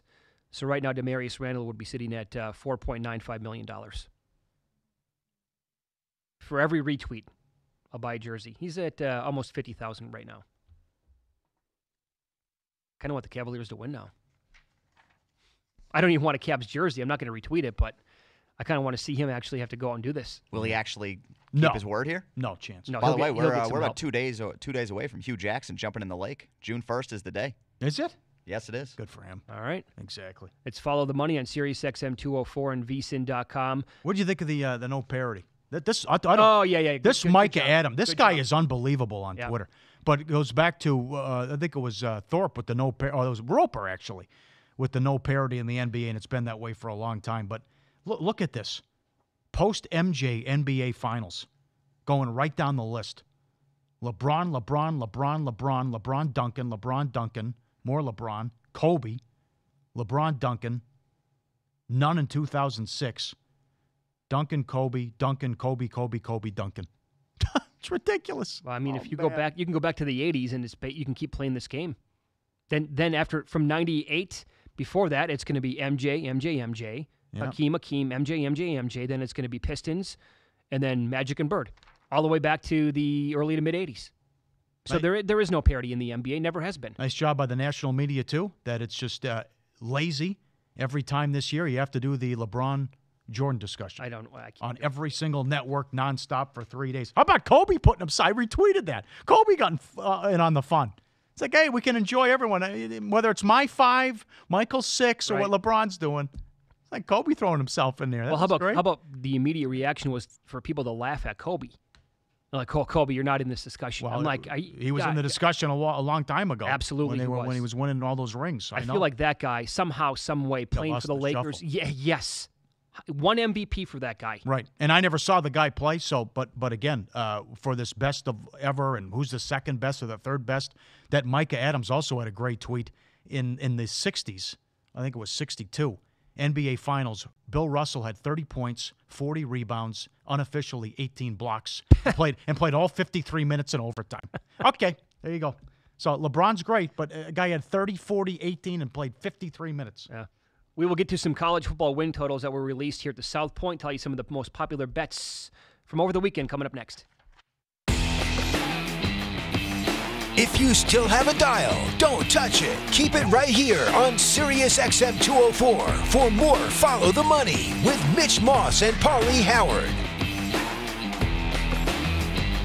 Hey, when was the last time you replaced your toothbrush? Do you always brush twice a day for a full 2 minutes? Paying attention to these good habits has a huge impact on your health.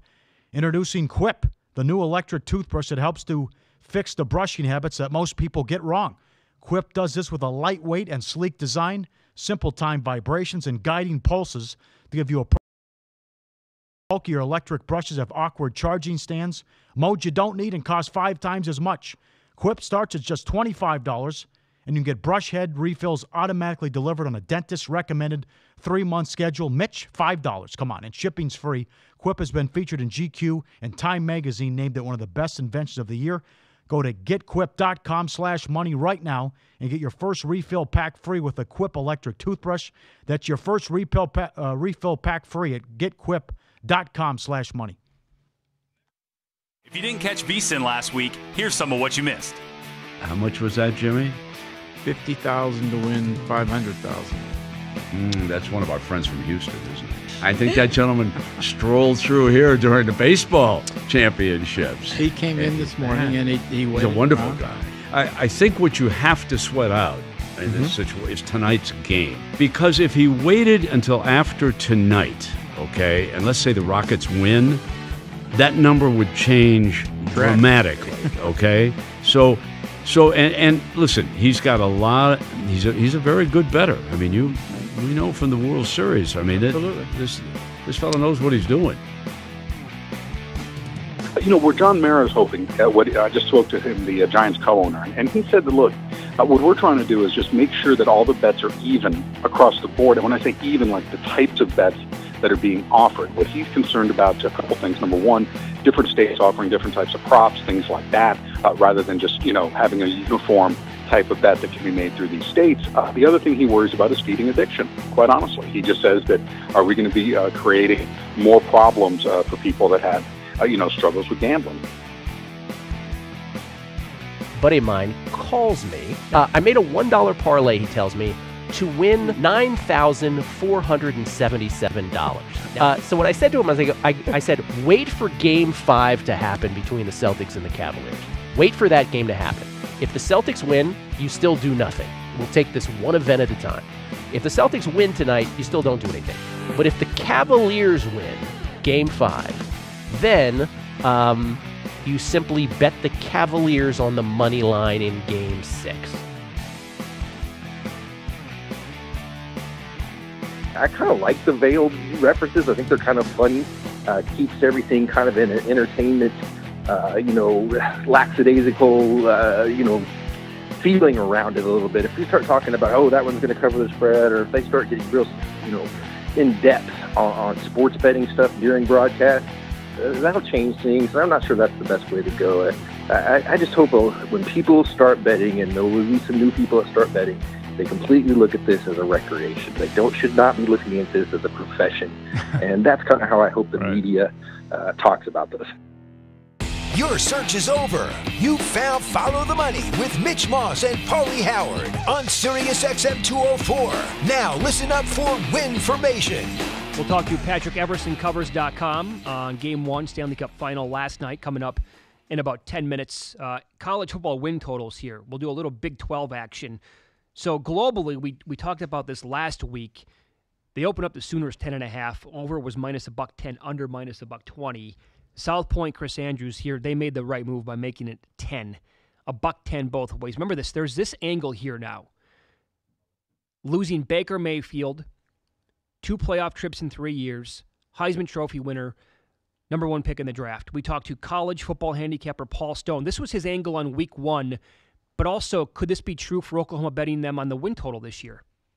A huge consideration in this game, from my perspective, is quarterback Kyler Murray. Mm-hmm. He, about a month ago, Keith Law of ESPN had him ranked as the 36th top overall prospect in the MLB baseball draft, which you guys know he's a big-time baseball prospect. Since that time, Murray's played the best the last month. He's played the best amateur baseball of his life. He's been off the charts. I've got to think he's a top 15 draft pick right now. I read I think it was a newspaper story, I can't remember which paper, but it said that right now his signing bonus would probably be, with his leverage in college football, would be about $4.5 million. So the question I have to ask myself, is Kyler Murray going to be playing quarterback against Florida Atlantic on September 1st? That is a great angle. I think it's a 50-50 proposition, because he's going to have a lot of money. Paul Stone last week. He was dynamite. Mm-hmm. He was on with us and with Matt a couple times. He's rattling off these numbers, and he doesn't have notes. No, he brought nothing in. He doesn't have any notes. Yeah. Firing away. I'm starting to come around with you now about this. Well, wait a second. I mean, Obi-Wan Kenobi here, Oklahoma, Big 12's only hope. What if they lose a couple of games? And it's Washington. Well, I can see this conference getting shut out big time, yeah. And Washington in the Pac-12, the win total's 10.5, but that's going to be, if the Pac-12 is down again, that is a huge game out of the gates for Washington. What if they lose that game to Auburn on a neutral and Auburn loses 4 games? Sure. It's like, all right, well, you couldn't win that game, and now you because the West went 11-1, not good enough. Sorry. Let's be honest. The Pac-12 was down last year, but even when the Pac-12 is legit, people they don't stay up and watch the games. East of the Rocky Mountains won't even admit it. Yeah. And bad job by the Pac-12 over the years. They've corrected it with the schedule, but playing these putting their best teams on the road on a Friday night and a quick turnaround, or else 8 or 8:30 kickoff on a Saturday night. They did it to Ridiculous. themselves. They all lost. All the top teams they had in the conference had to play a Saturday game followed by a Thursday or Friday night game on the road. Lost them all. Yep. Lost them all. I'm with you. I think Arizona over 7. That's globally. Here it's 7.5 now, so that was bumped up. Minus $1.20 on the over. Big difference in Oregon. 7.5 globally. Chris has 8.5. And I like Colorado to go over 4. Globally, 5.5. Colorado's 4. Their schedule, they get back-to-back there against USC and Washington. They also play a road game at Arizona. But they also have a lot of really bad teams on their schedule, and I think they can get to 5 wins this year with Colorado. So, but Pac-12, if it's not Washington, who's it going to be? Big 12, if it's not Oklahoma, who's it going to be? Clemson, their win total is 11. Yep. You can bet them to get into the playoff. I believe that they were minus $1.40 to get in. SEC is going to have, 2-3 teams in the mix come November. And the Big Ten, too. Same thing, because look at that. You can bet the stuff offshore. Ohio State, Michigan, Penn State, all 3-1 or less to make the playoffs. Monster game to start. Michigan on the road against Notre Dame. That's Saturday night. Big. Yeah. I'd follow the money on SiriusXM 204 and VSiN.com. You can follow us on Twitter. The network is at VSiNLive, at Mitch Moss Radio, at Paulie Howard. Up next, we will talk to Patrick Everson, Covers.com. We'll get his thoughts on Game 1 of the Stanley Cup Final and the 6-4 score. Are we going to see a lot of goals the entire series? We'll talk to Patrick coming up next.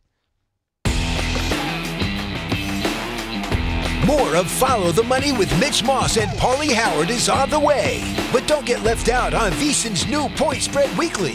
Find out more at VSiN.com. Sign up now for Point Spread Weekly, VSiN's digital magazine dedicated to making you a better handicapper. It's available at no charge if you choose our free 1-week trial. This week's cover story is on the amazing Vegas Golden Knights, what you need to know before they play the Capitals in the Stanley Cup Finals. And it's always football season at Point Spread Weekly. Matt Euman sizes up the Heisman race and looks for best bets on the Week 1 college lines. We'll also handicap this week's MLB, PGA, NASCAR, UFC, WNBA, and Arena League action. Sign up now for your free trial of Point Spread Weekly at VSiN.com/subscribe. You wake up in the morning and what do you need first? Mitch and Paulie, of course, followed quickly by your morning coffee. Well, wait till you see what we have for you in the VSiN store. That's right. VSiN coffee mugs are now available at VSiN.com/store. Some of your favorite VSiN slogans make their way onto what's sure to become your favorite mug. There's cash and tickets is what it's all about. Vegas flu, puck yeah. It's not under till it's over. And of course, follow the money. They're all at VSiN.com/store. And no judgment if you use them for something stronger than coffee. If you didn't catch VSiN last week, here's some of whether what you it's missed. SportsCenter or whether it's NFL pregames for our network or the others, we'll treat that hour from 12 to 1 Eastern much like, you and the Greek back in the day. I think it'll be above board. I think people will just be far more willing to discuss this the way certainly you have and we've done here. I think more people will just be at the party. And you and I have always felt the same way, Brent. Look, this is something everyone's doing, so let's just talk about it like adults. And I think now everybody is going to be much more willing to do so now that the Supreme Court finally what I thought was just an archaic law. And there's an issue with that in Jersey as well. A current-led bill, and they're going to try to amend this, I think. But the current bill says that they cannot, a sports franchise owner cannot own a casino sports book. And Fertitta's a golden nugget up there, so they would not be allowed to open a sports book, which is something, that have been planning to rev up and get this going in New Jersey, and all of a sudden they stick this stipulation in that would prevent some of the owners that have interest in franchises. So I think they're going to amend that and kind of follow the Nevada model where they just won't be allowed to take wagers on their respective teams.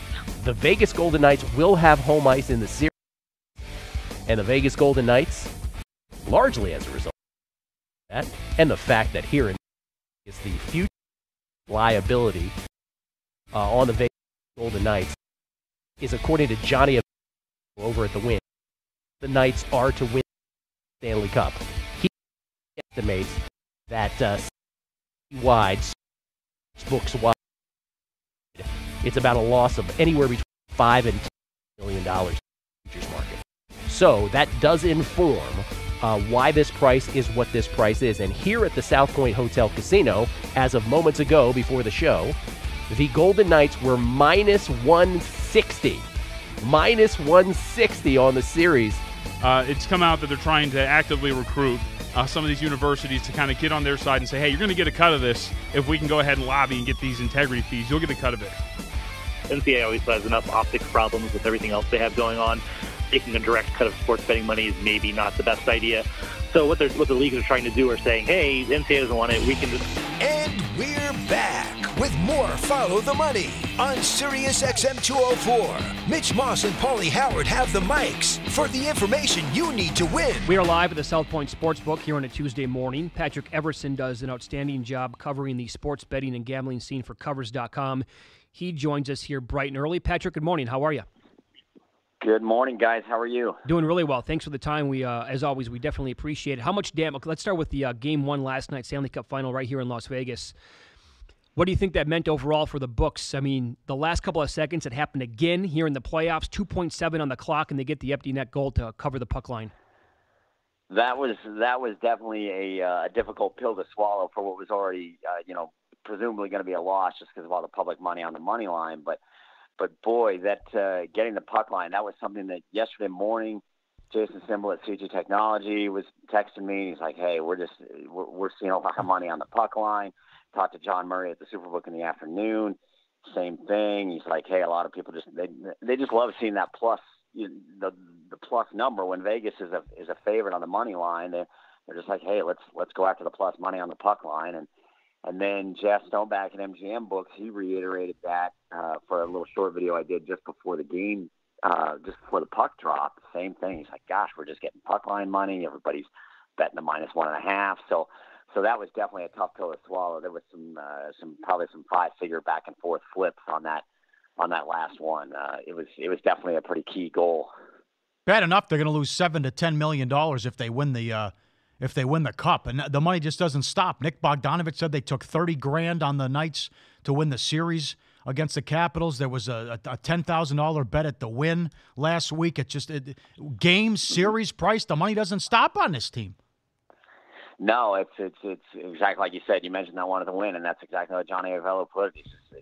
It's a runaway freight train at this point, and last night might have done a little to stop it if somehow the Knights had lost, and it was definitely a little dicey at points. But 3 goals in the third period, an empty netter, and everybody's going to remember what they saw last from a public standpoint, and I wouldn't be surprised if they're up to their eyeballs again for Game 2. When'd you get to the plaza? Describe the scene. What a zoo! 5,000 people. How the hell did you get out of there?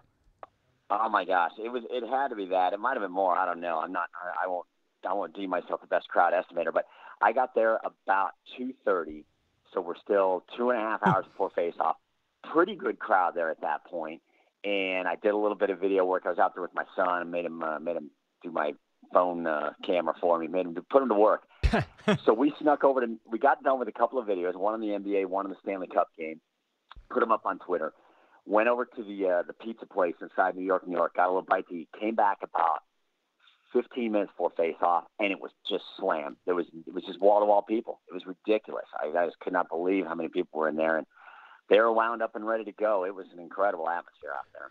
Patrick, this will, you've been here for a long time, since, early to mid-'90s, and I've been here since about 01, same time as Paulie, right around there. There was a time in the early 2000s where if you went to a bar or a book, like, I'm not even talking about having the volume on a playoff game in hockey. I'm talking about you couldn't even find a game a lot of times at a sports book or a sports bar, whatever. I mean, an NHL playoff game would not even be on.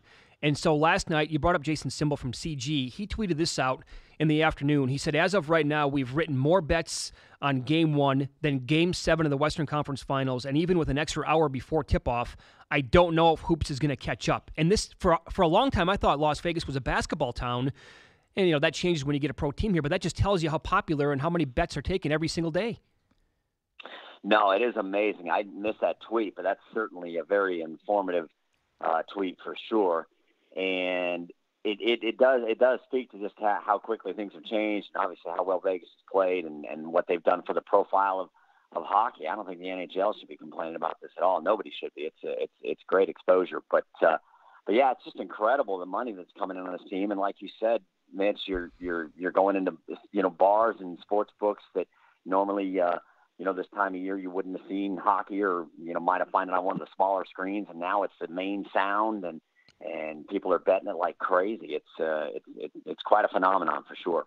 I wonder how much money the Nugget lost by not being able to book the Western Conference Finals and any Rockets game period in the playoffs. That's a tough one, and it's funny. I was talking with a couple of people on a couple of nights ago after the Rockets blew that, they were 17, I think, at the end of the first quarter and 10 at halftime, and then just got boat raced in the third, and the guy was like, man, Warriors third quarter is just gold. Just bet Warriors third quarter every time. And last night, the Rockets have a third quarter, halftime lead again, and then give it all back in the third quarter. And yeah, I imagine that's something that Tony wished he could book down there. I couldn't fathom an idea of what the win or loss on that, but that's kind of unfortunate. I'm not sure that I'm all on board with that. I guess I understand the situation there, but yeah, Tony was probably wishing he could book that Western Conference Finals for sure. I was a little buyback late around town with the Rockets, but talking to everyone around the city, how was that result as the Warriors cover? And I know John Murray told you Warriors winning the West wasn't good. Plus, there were some huge bets at William Hill on the Warriors just to beat the Rockets in the series. Yeah, exactly. And what John said was they ended up at the end of the night, they did well with the Warriors covering. Like you said, there was some Warriors buyback. John told me yesterday morning there was what he termed a huge bet on the Rockets at +6.5, and that helped take them from +6.5 to +5.5. Give you an idea of how much that wager was. He didn't really ballpark it for me, but it takes a lot for that kind of move. But he did say we did well in the Warriors covering, but we lost in the Western Conference Futures book. And further, I don't think that helped them necessarily for the NBA Finals. I think they would have rather seen the Rockets. I know that MGM wanted to see the Rockets go through. CG Books wanted to see the Rockets go through. Not necessarily for purposes of games, of where they stood strictly on Game 7, but more so where they stood on Western Conference Futures and where they stand on NBA Finals Futures. Let's follow the money on Sirius XM 204. Patrick Everson, Covers.com, our guest. So I thought this was pretty amazing, and I know that you tweeted about it late last night as well.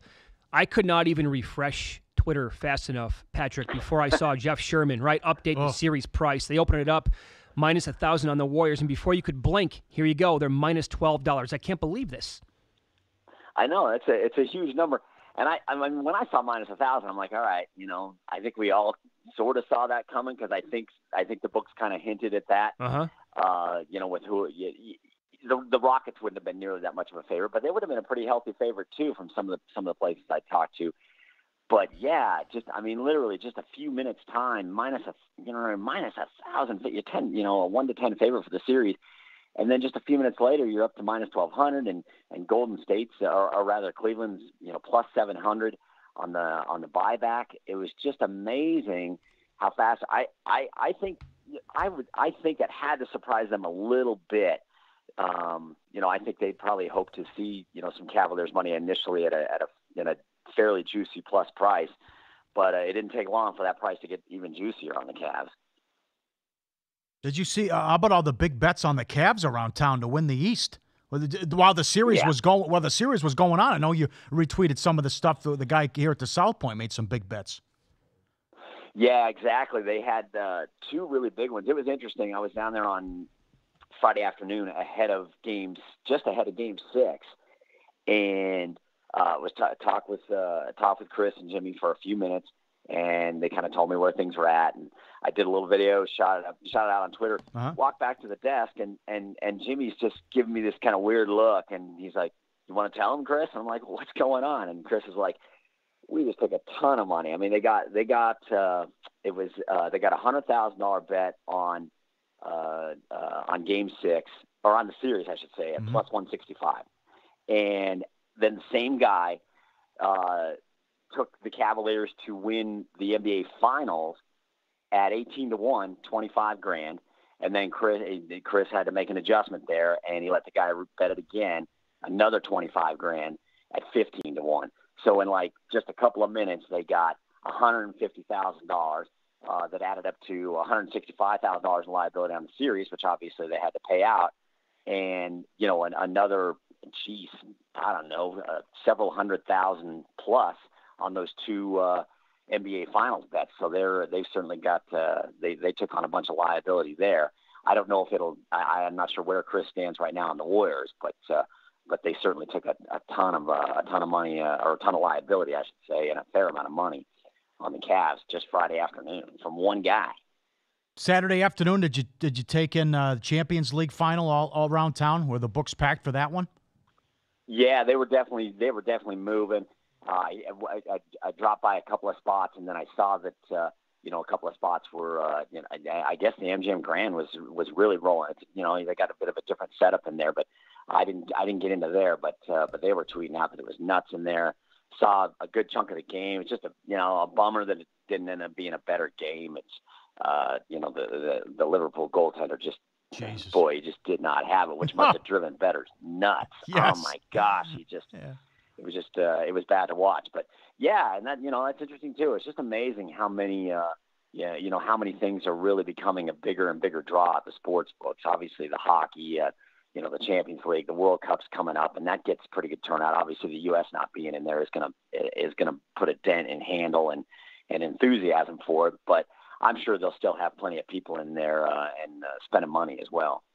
Looking forward to that in middle of June. Thanks for getting up early. Great job with the videos and doing a great work with covers, and thanks for coming on. Follow the money. Absolutely. I appreciate you guys having me on. You have a great day. Thanks, Anytime. Patrick. You too. You too, yep. Last year, remember, it was just this is the first time this has happened in pro sports where you got the same finals 4 years in a row. Mm-hmm. Well, remember last year was a joke. The Cavs went 12-1 in the playoffs, and the Warriors were 12-0.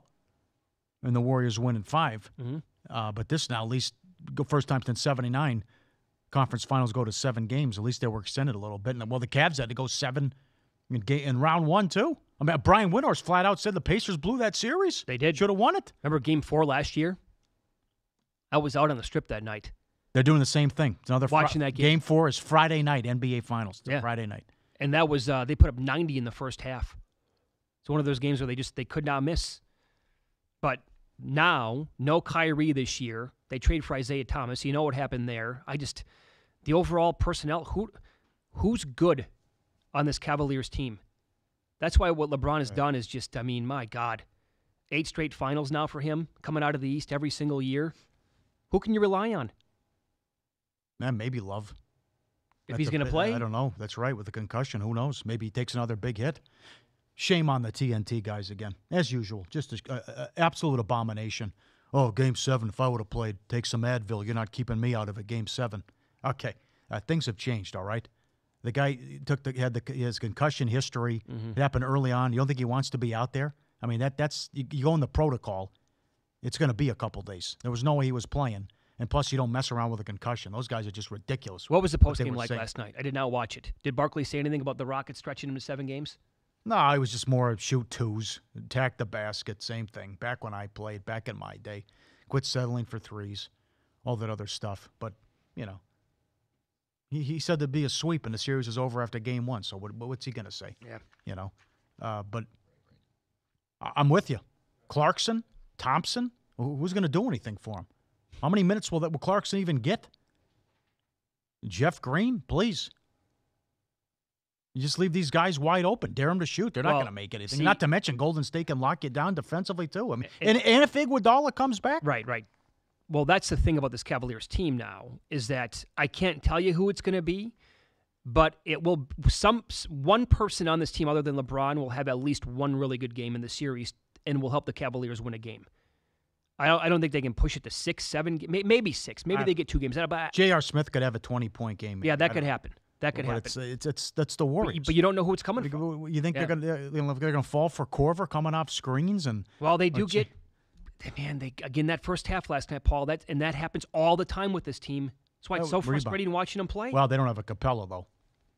I don't think they're going to get killed on the glass. Cleveland's when other than Thompson, maybe can go beat him on the glass. Thompson can have some moments, but again, can he go? Who are they going to stop about here? Who are they going to slow down? This is the second worst defense in the league. How are they going to stop Golden State from scoring? I don't know. The only team that can beat Golden State is Golden State. Right. Why can't we get a third quarter performance I'm not for the full game. I know I'm asking for too much, right? To give me 48 minutes like that last night in the third quarter, but can you give me 3 quarters like that in one game and just go blow somebody out? And I know they did against the Rockets, but can you go and play like you actually want to be on the court for one full game? I know, big ego. Good God. When you go 16-1 in the playoffs and the team shoots a record in the first half and the only game you lost, you're going to come in and just think, oh, no problem, we got this. And you're not going to have any issues. But also, but Kerr's got to do a better job as well. I don't know what he's watching, but there's no way you are really hurting your team when you put Bell and Looney out there at the same time because they can't score or shoot. So then it's easier to guard the big three. Well, but again, going back to their personnel and Thompson was in foul trouble, too. But who do you trust on that team? McCaw's been hurt. Iggy can't play. That's another thing. Yeah, right. With McCaw, that's a bad break when he got hurt. Mm-hmm. I'd actually throw Swaggy P out there. Can't guard you, but maybe he can knock down a couple shots. Did you see Swaggy P at halftime right before against Gordon? He was picking him up full court. They got to half court and just said, I'm going to halftime. He just stopped. He gave up on the play completely. And Gordon had the easy path for the basket. Oh, it was bad. Good Mitch. God. I know the whole first. What's a Zach Lowe tweet? 3 of 8 from the line, 10 turnovers, 11 offensive boards allowed in the coast to coast. Up next, we'll get to a Major League Baseball recap and a rundown and some fun props offshore to kick around for the month of June coming up next.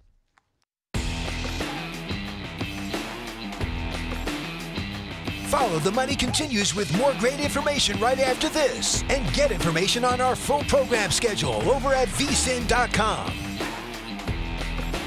Sign up now for Point Spread Weekly, VSiN's digital magazine dedicated to making you a better handicapper. It's available at no charge if you choose our free 1-week trial. This week's cover story is on the amazing Vegas Golden Knights, what you need to know before they play the Capitals in the Stanley Cup Finals. And it's always football season at Point Spread Weekly. Matt Euman sizes up the Heisman race and looks for best bets on the Week 1 college lines. We'll also handicap this week's MLB, PGA, NASCAR, and Arena League action. Sign up now for your free trial of /subscribe.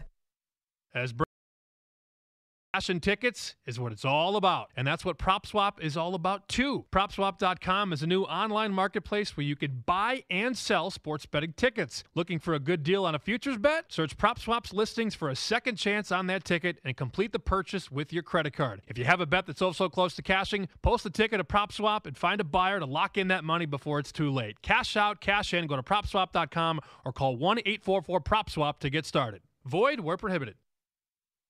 If you didn't catch VSiN last week, here's some of what you missed.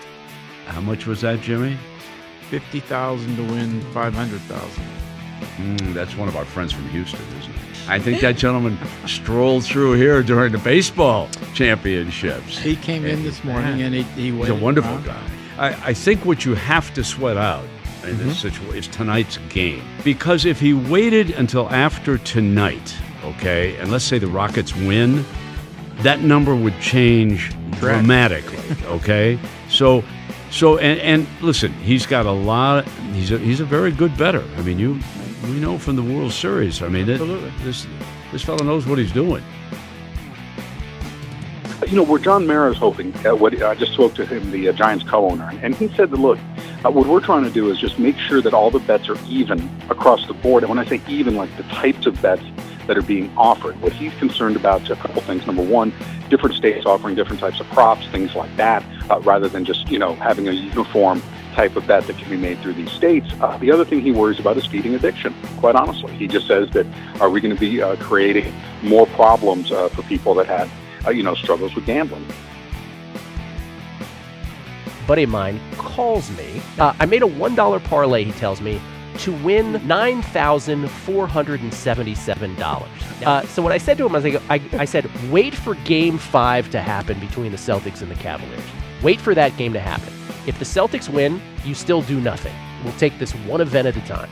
If the Celtics win tonight, you still don't do anything. But if the Cavaliers win Game 5, then you simply bet the Cavaliers on the money line in Game 6. I kind of like the veiled references. I think they're kind of funny. Keeps everything kind of in an entertainment, lackadaisical, feeling around it a little bit. If we start talking about, that one's going to cover the spread, or if they start getting real, in depth on sports betting stuff during broadcast, that'll change things. I'm not sure that's the best way to go. I just hope when people start betting, and there will be some new people that start betting, they completely look at this as a recreation. They should not be looking at this as a profession. And that's kind of how I hope the media talks about this.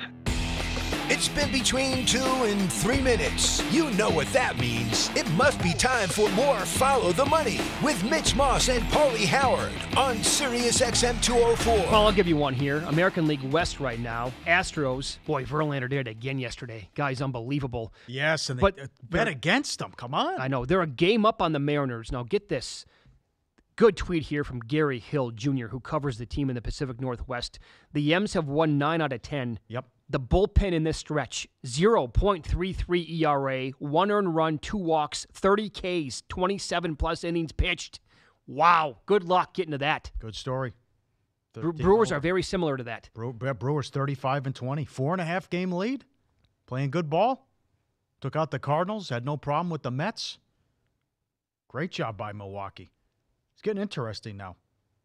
Dodgers survived, too. As bad as they were playing, they're only 3.5 out, and Kershaw's coming back. Yeah, they get him back on Thursday. So this is why baseball is so... I mean, the numbers in baseball can be so funny. Think about this. The Rockies are 4 games over. They lead the National League West right now. Their run differential is minus 21, and they're 4 games over. The Dodgers' run differential is plus 23. They're 3 games under. So they're now getting him back. And somehow, some way, they were 16-26. Correct. 9-2 in this stretch now for the Dodgers. Nice job surviving. What do you make of Morton tonight against the Yankees on the road? This is in the Bronx. Cheap? I think so, huh? 7-0 with a 2.04. He's won 10 straight decisions. Absolutely. They're on fire. They've won 14 and 19. It's they could rip it off here. This could be a sick run with the Astros coming. Pitching staff's just filthy. If they get those bats going, you don't stand a chance. Seems cheap today. They should be able to score off Sabathia.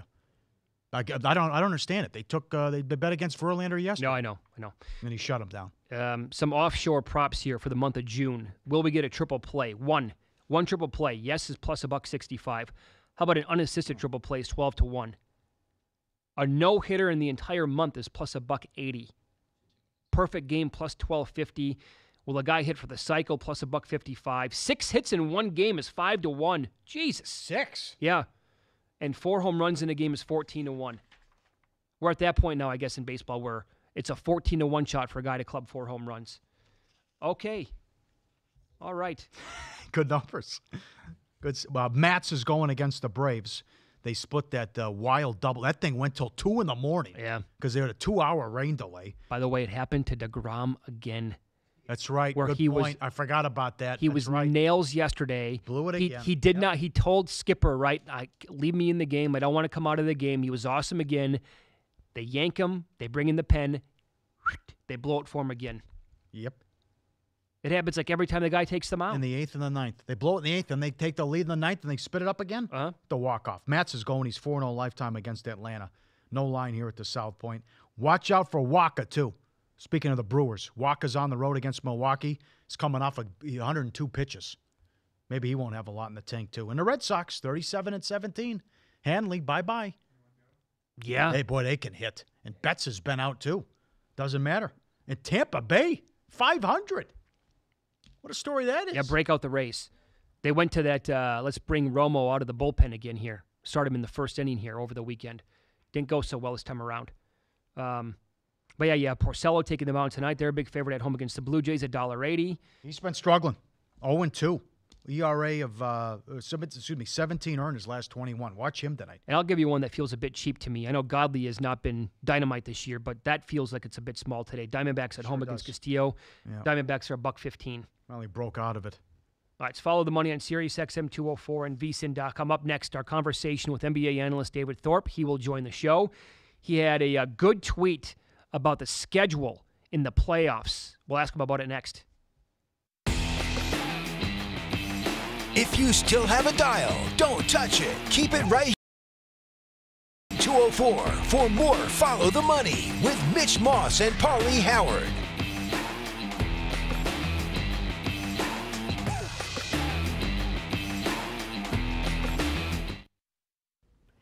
If you're a dad whose kids struggle with the perfect gift for Father's Day, this message is for you.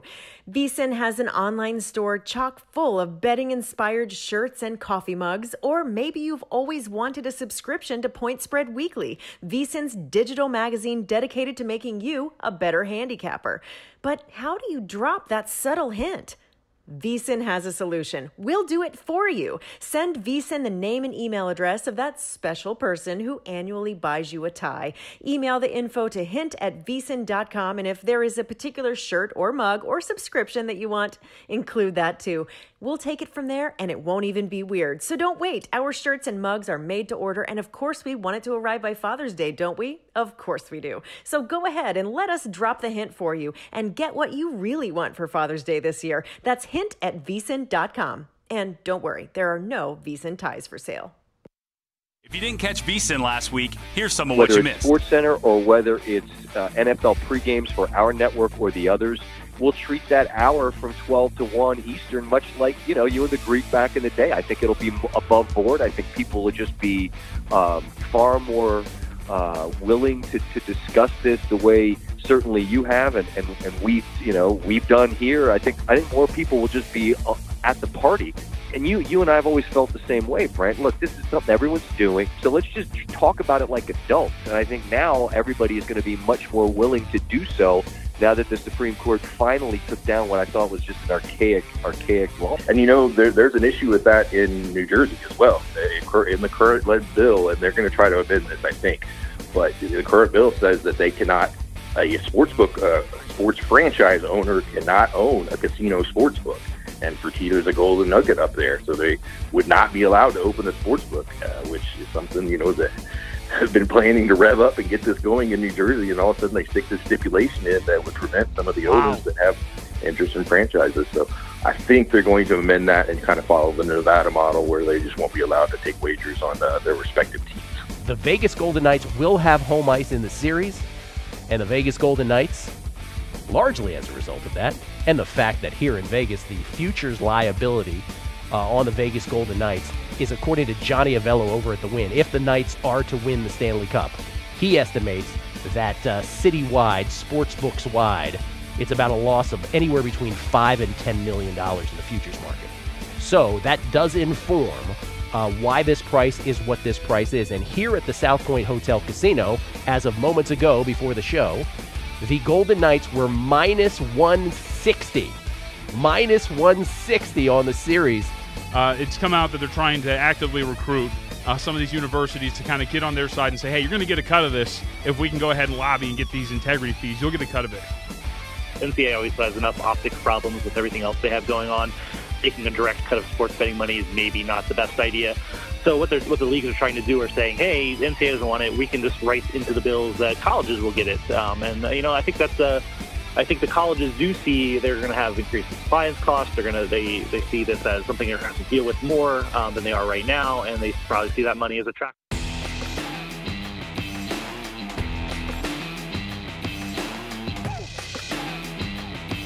It's time to follow the money with Mitch Moss and Paulie Howard, only on the Vegas Stats and Information Network, Sirius XM Channel 204. We will get into the NBA Finals now that we have the matchup. NBA analyst, he's on Twitter, at Coach Thorpe, on Instagram, at Coach David Thorpe, and he joins us now on a Tuesday morning. And, Coach, thanks for the time today. How you doing? Oh, I'm doing great. Excited to see a surprising matchup. Golden State versus Cleveland. Who would have thought? It's a stunner. It's a stunner. I fell off the couch last night when they came back to win that game. Let's begin with this. I know you were tweeting about the schedule in the playoffs as it goes on and how the games are so close to each other. Don't they have it kind of backwards where in the first round they try to stretch it out so far? A series will start on a Saturday, Game 2's on a Wednesday, and then Game 3 is not until the weekend again. Meanwhile, here you go. It's a 3-hour flight from the Bay Area to Houston. There's injuries, and they got to go. Basically, it's a Monday. They're so fast. Don't they got to tinker with the schedule in upcoming years? I mean, it's been this way for a long time, and I think I was watching a post-game press conference with the Boston series, and someone casually mentioned that they got to the hotel at 2-something in the morning. When you think about that, when you land somewhere at 2-something in the morning after a long flight, and then you're playing the very next day, and it just keeps happening, it's going to have a wear and tear. And so, I mean, you guys watch more sports than I do outside of basketball. Baseball is a different animal, but of attrition. Basketball is too at the highest level. People get worn down for this reason. I think you're right. I think we should play less games in the regular season and have a longer postseason, so we actually see these players playing at their best. Instead, we see so few guys like Curry last night and LeBron a couple of games ago. I'd like to see everyone playing their best, but it just isn't going to happen the way they play it now. You're right with the attrition and all the injuries, and it was the perfect storm, and that's why that happened with Boston and Houston missing the wide-open look so bad. You're playing 6-7 guys, and there's no rest in between. Well, I thought Boston had a lot more open Houston did. I was able to study a little bit today. Yeah, I mean, Golden State's probably the best three-point contesting team. I believe they also have broken the record for most shots blocked behind the three-point line. We haven't always kept that stat, but since we've kept it, they lead the league in that. Of course, it helps to have Durant being so long.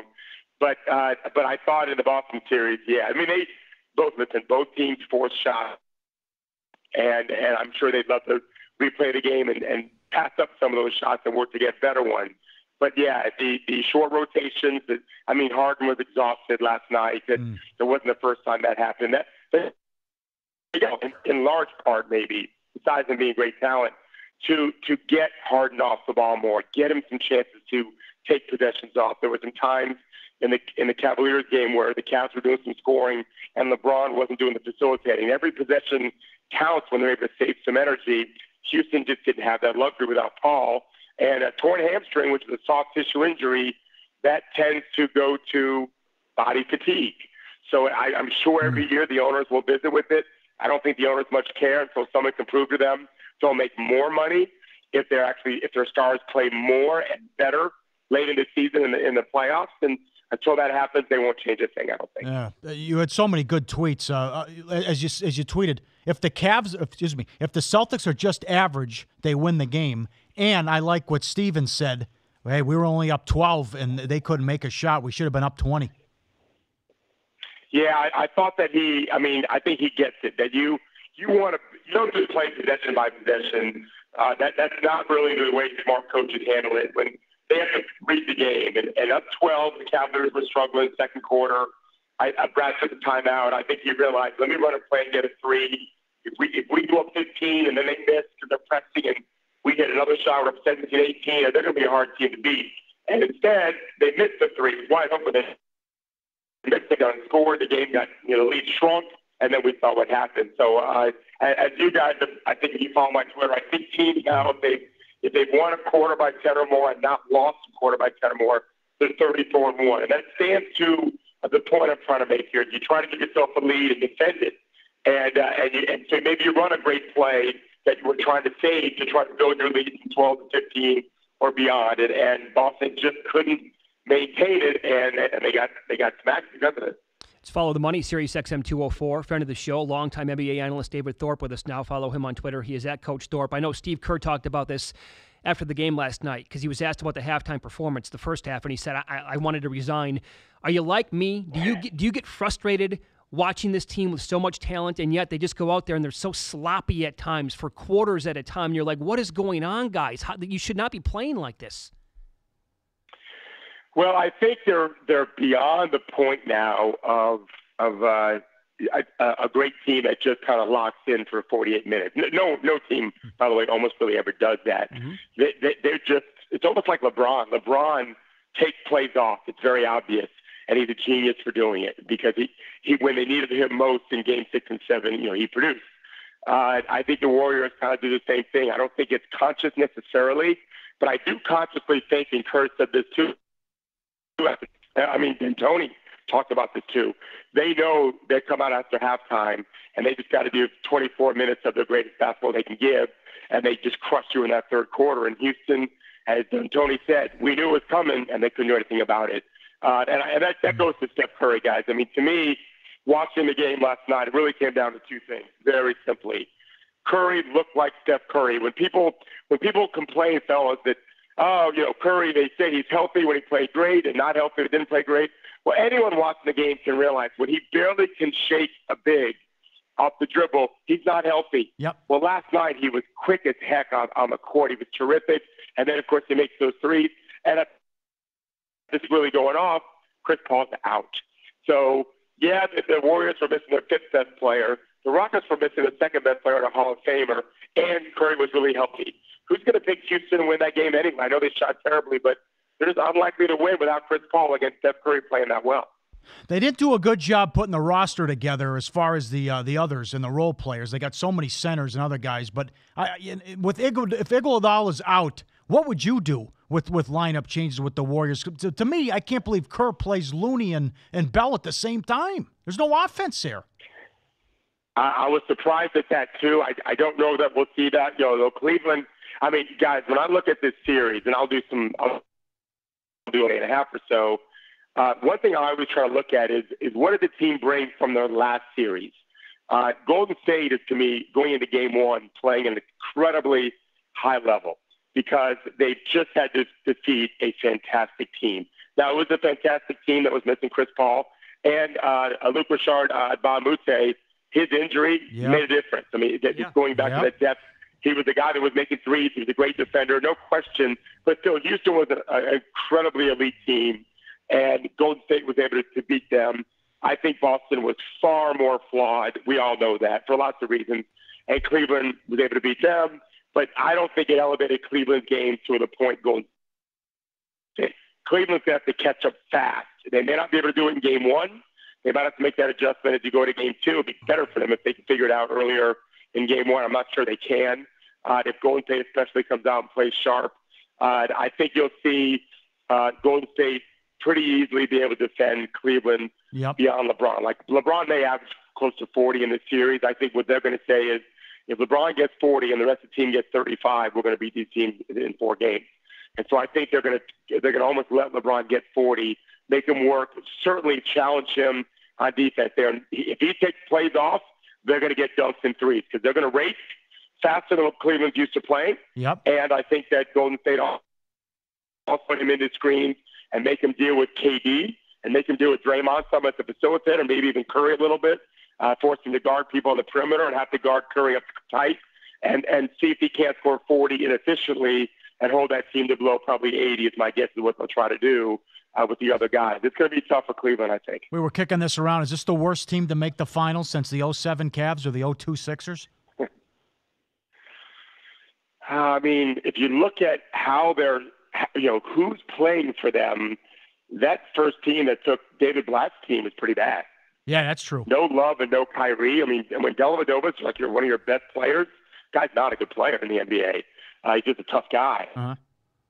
It's a great point. It's a great argument because they're all LeBron teams. Yeah. It's amazing. He's made 9 finals now. He's such an extraordinary player, and I don't think Kobe Bryant necessarily always the most insightful guy, but his tweet about we should be celebrating both him and Jordan was dead on accurate. It's you can argue it, it's fun, but to add emotion to it makes no sense. What LeBron has done, guys, puts him right there next to LeBron as the top 2 players. Take your pick. I don't think you can. If I pick LeBron and you pick Jordan, I can't prove you're wrong and you can't prove I'm wrong. They stand alone, I think, as the best players we've ever seen. Your other tweet, too, now 8 in a row, he can chase Russell and get to 10 with his off-season decision. But Sixers, Celtics, I mean, if he goes to the Sixers, they're going to win it. I don't see how if he wants to stay in Cleveland, that could come to an end, or maybe the Rockets. I thought that was a good tweet, too, that no matter where he goes, he'll probably go again, maybe make it 10 in a row.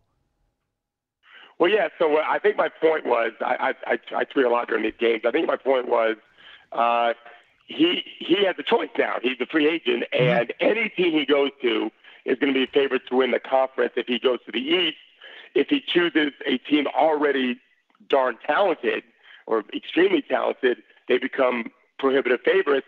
And, yeah, now you're looking at, 9 in a row and then 10 total. And unless something happens, he gets a great player for a number of years, and he's such a brilliant player with his size, fellas, and I don't just mean tall, but also strength and stamina.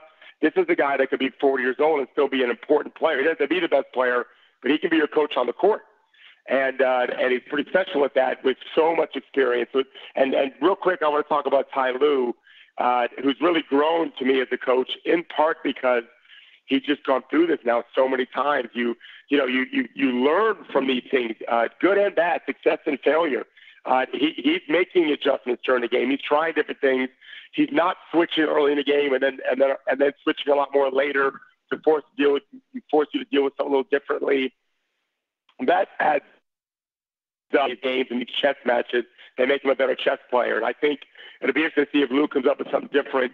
He's going to have to do something special and innovative. He and LeBron probably are talking right now, or when they get up this morning and get to the arena, what can we do to throw a wrench in that offense? Because if Curry's this healthy, it's an impossible offense to slow down, but you got to try. Yeah. And I don't know, other than LeBron, who you can count on from game 1 to game 2 to game 3 to have a solid game. I know it was Jeff Green over the weekend, but who saw that coming, Coach? Right, and that goes to my. You're right, of course, and that goes to my point of if you're the Warriors, this is not a hard team to take away the perimeter. If you're willing to give LeBron 40, they're not going to be. There's no Kyrie out. I think Jeff Green, because if you can force Jeff Green, if you're the Warriors, you can force Jeff Green to try to make plays off that team. Can't do it against that team. This isn't the Celtics. This is a better team. The Celtics play great defense for sure, but the Warriors are another level in the postseason with their experience and strength. I think you're exactly right. And with Kevin Love being, first of all, I don't listen to the announcers too much during games for a lot of reasons. Certainly pregame, postgame, halftime. I don't need to hear what they have to say. But I just was listening to you guys before. Someone was challenging Love. I guess they don't understand what concussion protocol means. Yeah. I don't think there was a choice here. What's happened? We value players less than we should at the NBA level, I think, but much, much more than how we did. Owners value them more now. TV ratings. We want guys to be healthy. You can't let a guy play when he's had a concussion. There's reasons for that. Right. That means we care about them. It's nothing about Love being soft. It's just so stupid.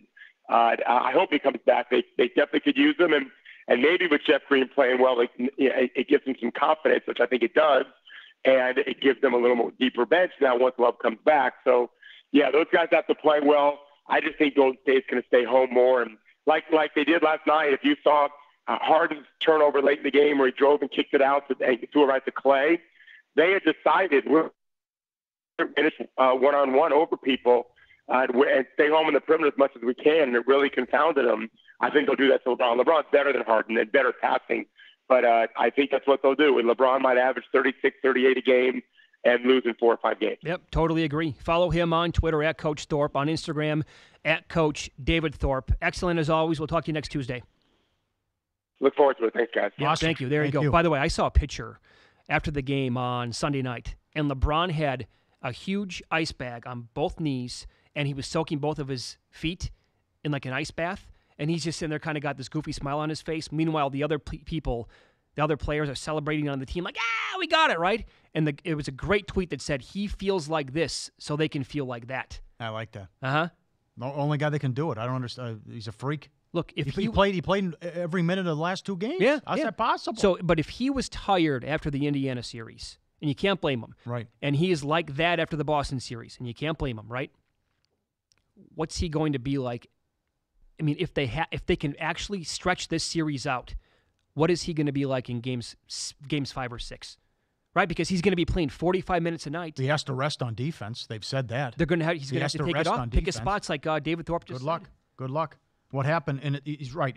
What happened Sunday and Monday was fatigue and war of attrition and the stupid scheduling spot and job by the NBA. I mean, you got a team that missed 27 threes in a row, and another team that just brick city, wide open 3 after wide open 3, because you're playing you're playing 5 games in 8 nights, and you're playing 8 guys because of the injuries, and long series, 7 games. You're taking jump shots, and you can't make anything. Then you're playing 40 minutes too. Look at the minutes. Warriors as well, but look at all the minutes those guys play. D'Antoni's playing 6 guys. with Paul out and Mbamute out. Oh, he has. He's got to throw Ryan Anderson in there. Can't. I mean, that was just a joke. Yep. Outscored by 12 points in 8 minutes, but it was just. And the Boston game it should be impossible. So Houston, you keep 27 threes in a row. You shoot 36% from the season. Boston only had 6 turnovers and scored 79 points. 46 twos, 39 threes. A lot of them wide open looks. Cleveland had 59 points at the end of the third quarter on the road and had the lead. I can't believe it. Yeah. By the way, I'm going back. I'm looking right now. That 07 Cavaliers team, they beat the Pistons in 6 games. It was 4-2. That Pistons team did actually make 6 consecutive Eastern Conference Finals. They lost 3 in a row. Oh, they did. But they made it to 6 straight. And that was the one game where LeBron, with that team at that age, against that defense, he scored 25 in a row at one point and 29 of the last 30. Wasn't really a good shooter then. No. Just go attack on the basket. Nothing No, you can he do. certainly has gotten better over the years. Yeah, I wonder what. Yeah, I'll ask him next week what he thinks. What do you do if you're Houston, and what do you do if you're Boston? Boston stand pat? Do they try to make a move, or just say, all right, well, we should have won. We lost in 7, but we're going to get Kyrie and Hayward back. Yeah. Well, that kid can't catch a break. Kyrie missed Game 7. Couldn't fly. He had surgery, deviated septum. Yeah. It's always something with that guy. Always something. Follow the money, Sirius XM 204 and VSiN.com. We're going to get to win some, lose some coming up next, and we'll give you the adjusted series price in the Stanley Cup Final next. More of Follow the Money with Mitch Moss and Paulie Howard is on the way. But don't get left out on VSiN's new Point Spread Weekly. Find out more at VSiN.com.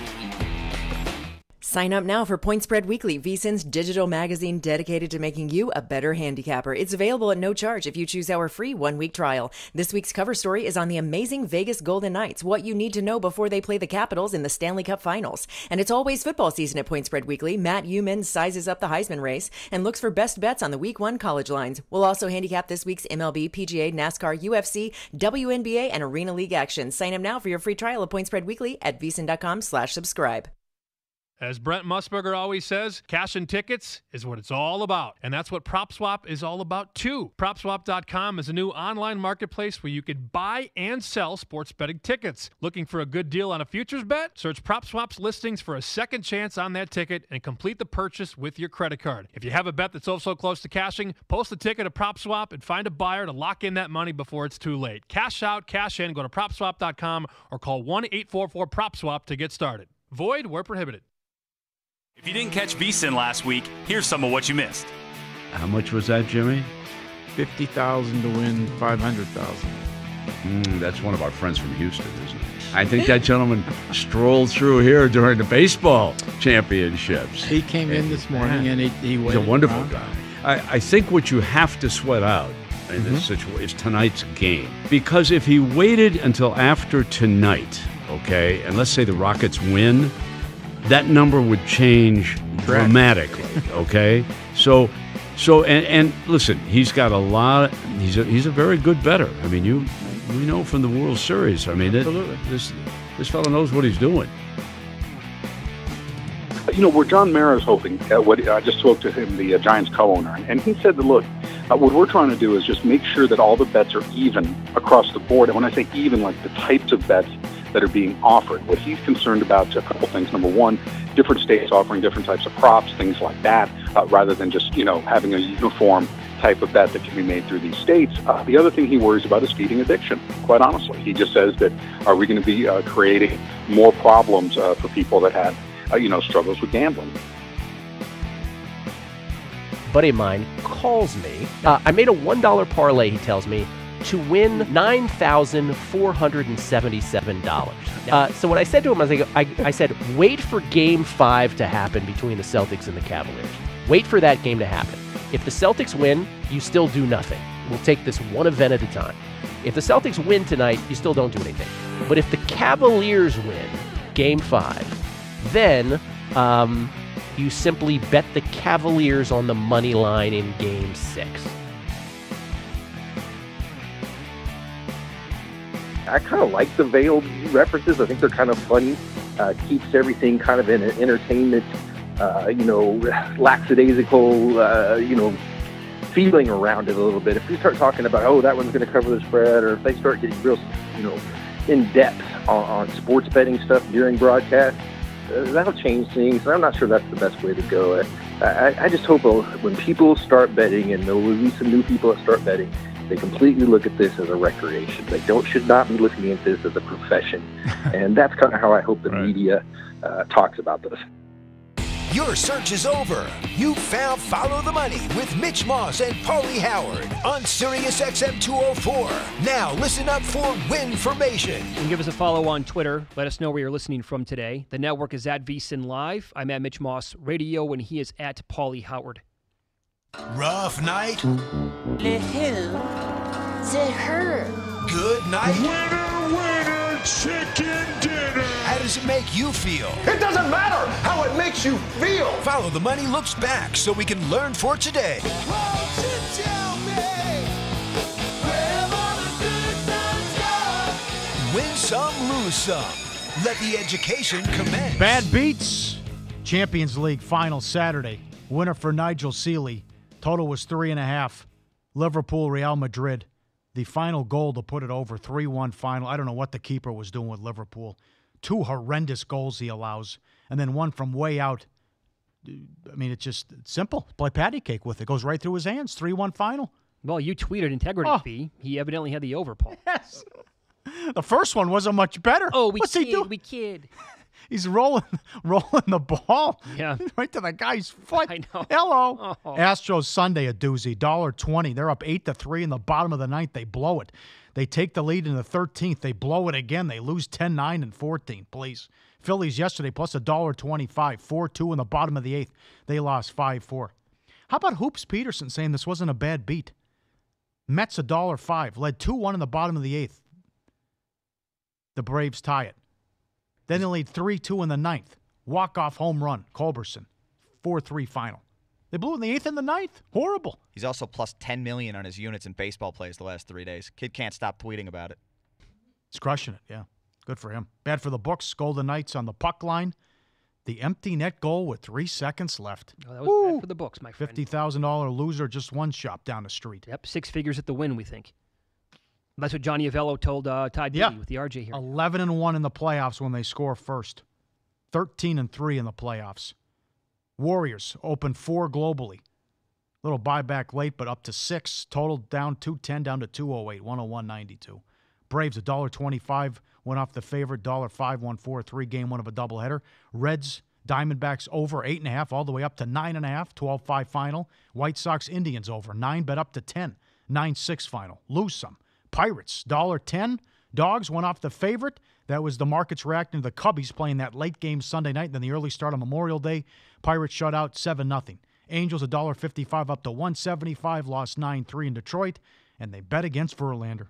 Shame on you. Yankees $1.30 down to 105, lost 5-1.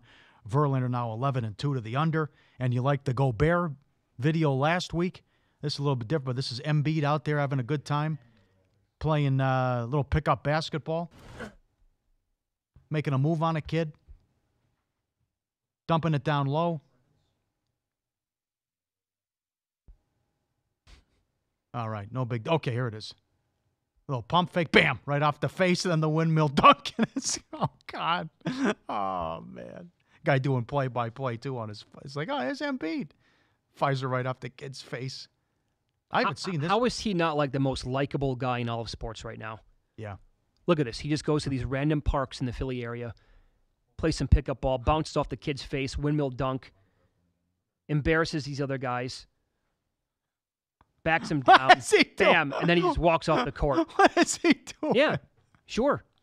So he's going to make this like his thing now He's this going summer. against a kid in the 7th grade or something. I love this guy. How do you not love Joel Embiid? Yeah, I got to bring my A game every time. Hey, so I want to go back to that Astros-Yankees thing from last night. If they were betting, if you would have waited and gotten Verlander and the Astros at a good number like that, is that the play here again tonight? Expect money to come in on Sabathia and the Yankees? Yeah, if you want to bet more, and it Morton's won 10 straight decisions. Right, I know, 7-0 on the year. Team Mark Portugal, I think, has the record, something like that. Yeah, Tubby guy used to smoke. Yeah. Sure. This is the run he's on, 7-0, then ERA at 2. Sure. What do you have for an updated series price on the Golden Knights? Minus 255, take back plus 215 at William Hill. We were talking about hedging. We said, hey, maybe get creative. Watch game one, see what happens. So now they're 255. But imagine if they can win Wednesday now as well. What a team. What a story. 13-3 in the playoffs. 7-1 at home, should be 8-0. Didn't even play well. Sloppy. Fleury didn't have his A game. I would say that was Fleury's C game. Oh, he was bad. I mean, still won. A minimum of 2 of the goals that he allowed last night were weak. Third and fourth? I thought I'm getting them a little bit confused. The first one, no shame in that. It was the rolling puck, and then it was off the guy. The guy deflected it in. Late. You can't do Nothing you can do about that. Yeah, I mean, that's going to be invisible to him at that point. But a couple of the goals he was real weak on last night. I'd say this. For 2.5 hours, I'd take a game like that over anything. That game was awesome. I don't care if you want to give me like a movie or something. That game last night was as good as it gets. Crowd. Back and forth, the lead changes, the excitement. I'm trying to, in my head, I don't want to live in the moment. Set a record. 4 lead changes. Yeah. But is there of the major 4 sports, is there a playoffs that you like more than the NHL? Because I think baseball playoffs are just awesome. NFL can be good.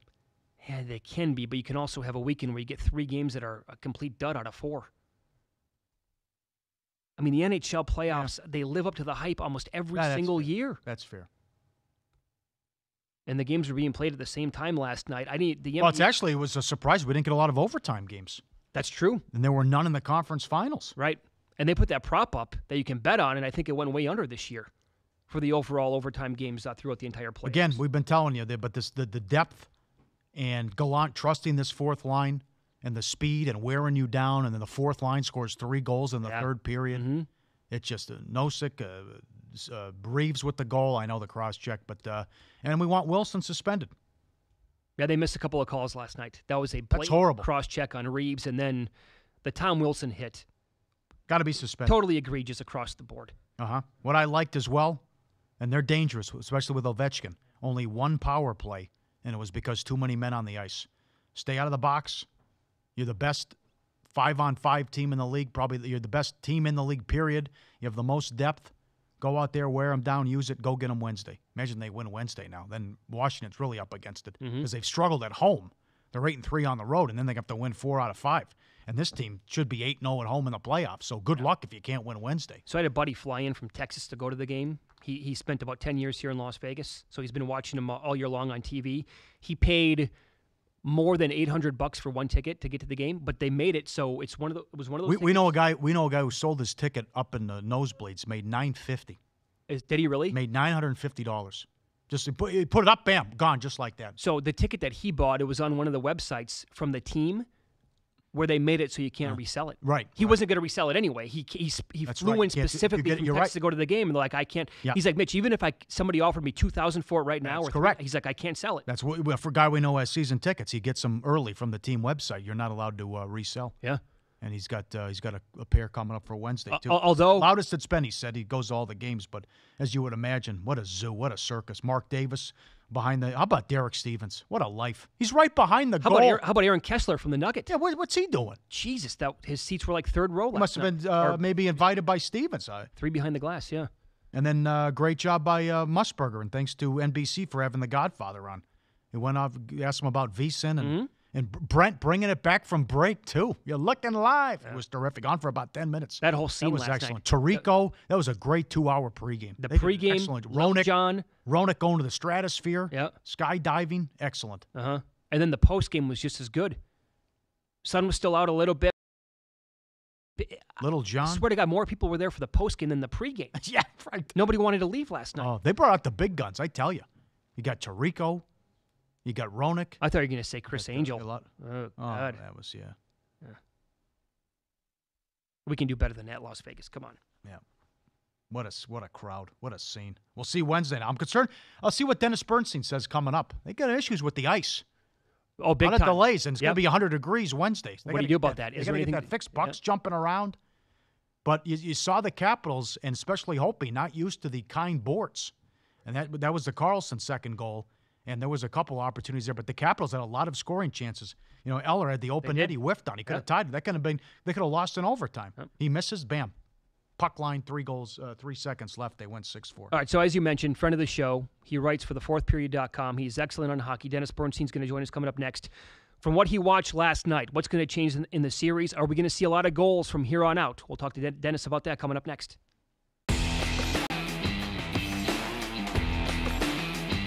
Follow the Money continues with more great information right after this. And get information on our full program schedule over at VSiN.com.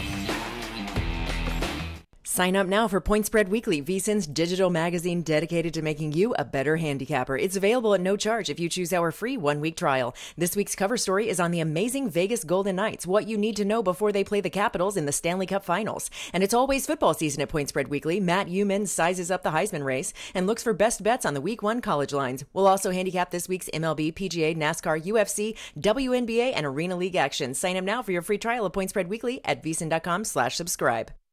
You wake up in the morning and what do you need first? Mitch and Paulie, of course, followed quickly by your morning coffee. Well, wait till you see what we have for you in the VSiN store. That's right, VSiN coffee mugs are now available at VSiN.com/store. Some of your favorite VSiN slogans make their way onto what's sure to become your favorite mug. There's cash and tickets is what it's all about. Vegas flu, puck yeah, it's not under till it's over. And of course, follow the money. They're all at VSiN.com/store. And no judgment if you use them for something stronger than coffee.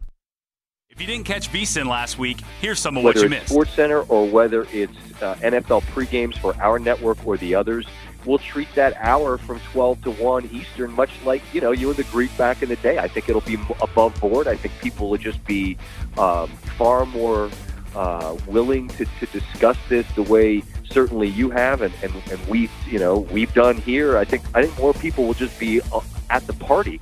And you and I have always felt the same way, Brent. Look, this is something everyone's doing, so let's just talk about it like adults. And I think now everybody is going to be much more willing to do so now that the Supreme Court finally took down what I thought was just an archaic law. And there's an issue with that in New Jersey as well, in the current bill, and they're going to try to amend this, I think.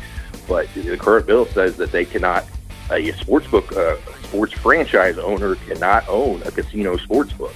And Fertitta's a golden nugget up there, so they would not be allowed to open a sports book, which is something, that has been planning to rev up and get this going in New Jersey, and all of a sudden they stick this stipulation in that would prevent some of the owners that have interest in franchises. So I think they're going to amend that and kind of follow the Nevada model where they just won't be allowed to take wagers on their respective teams.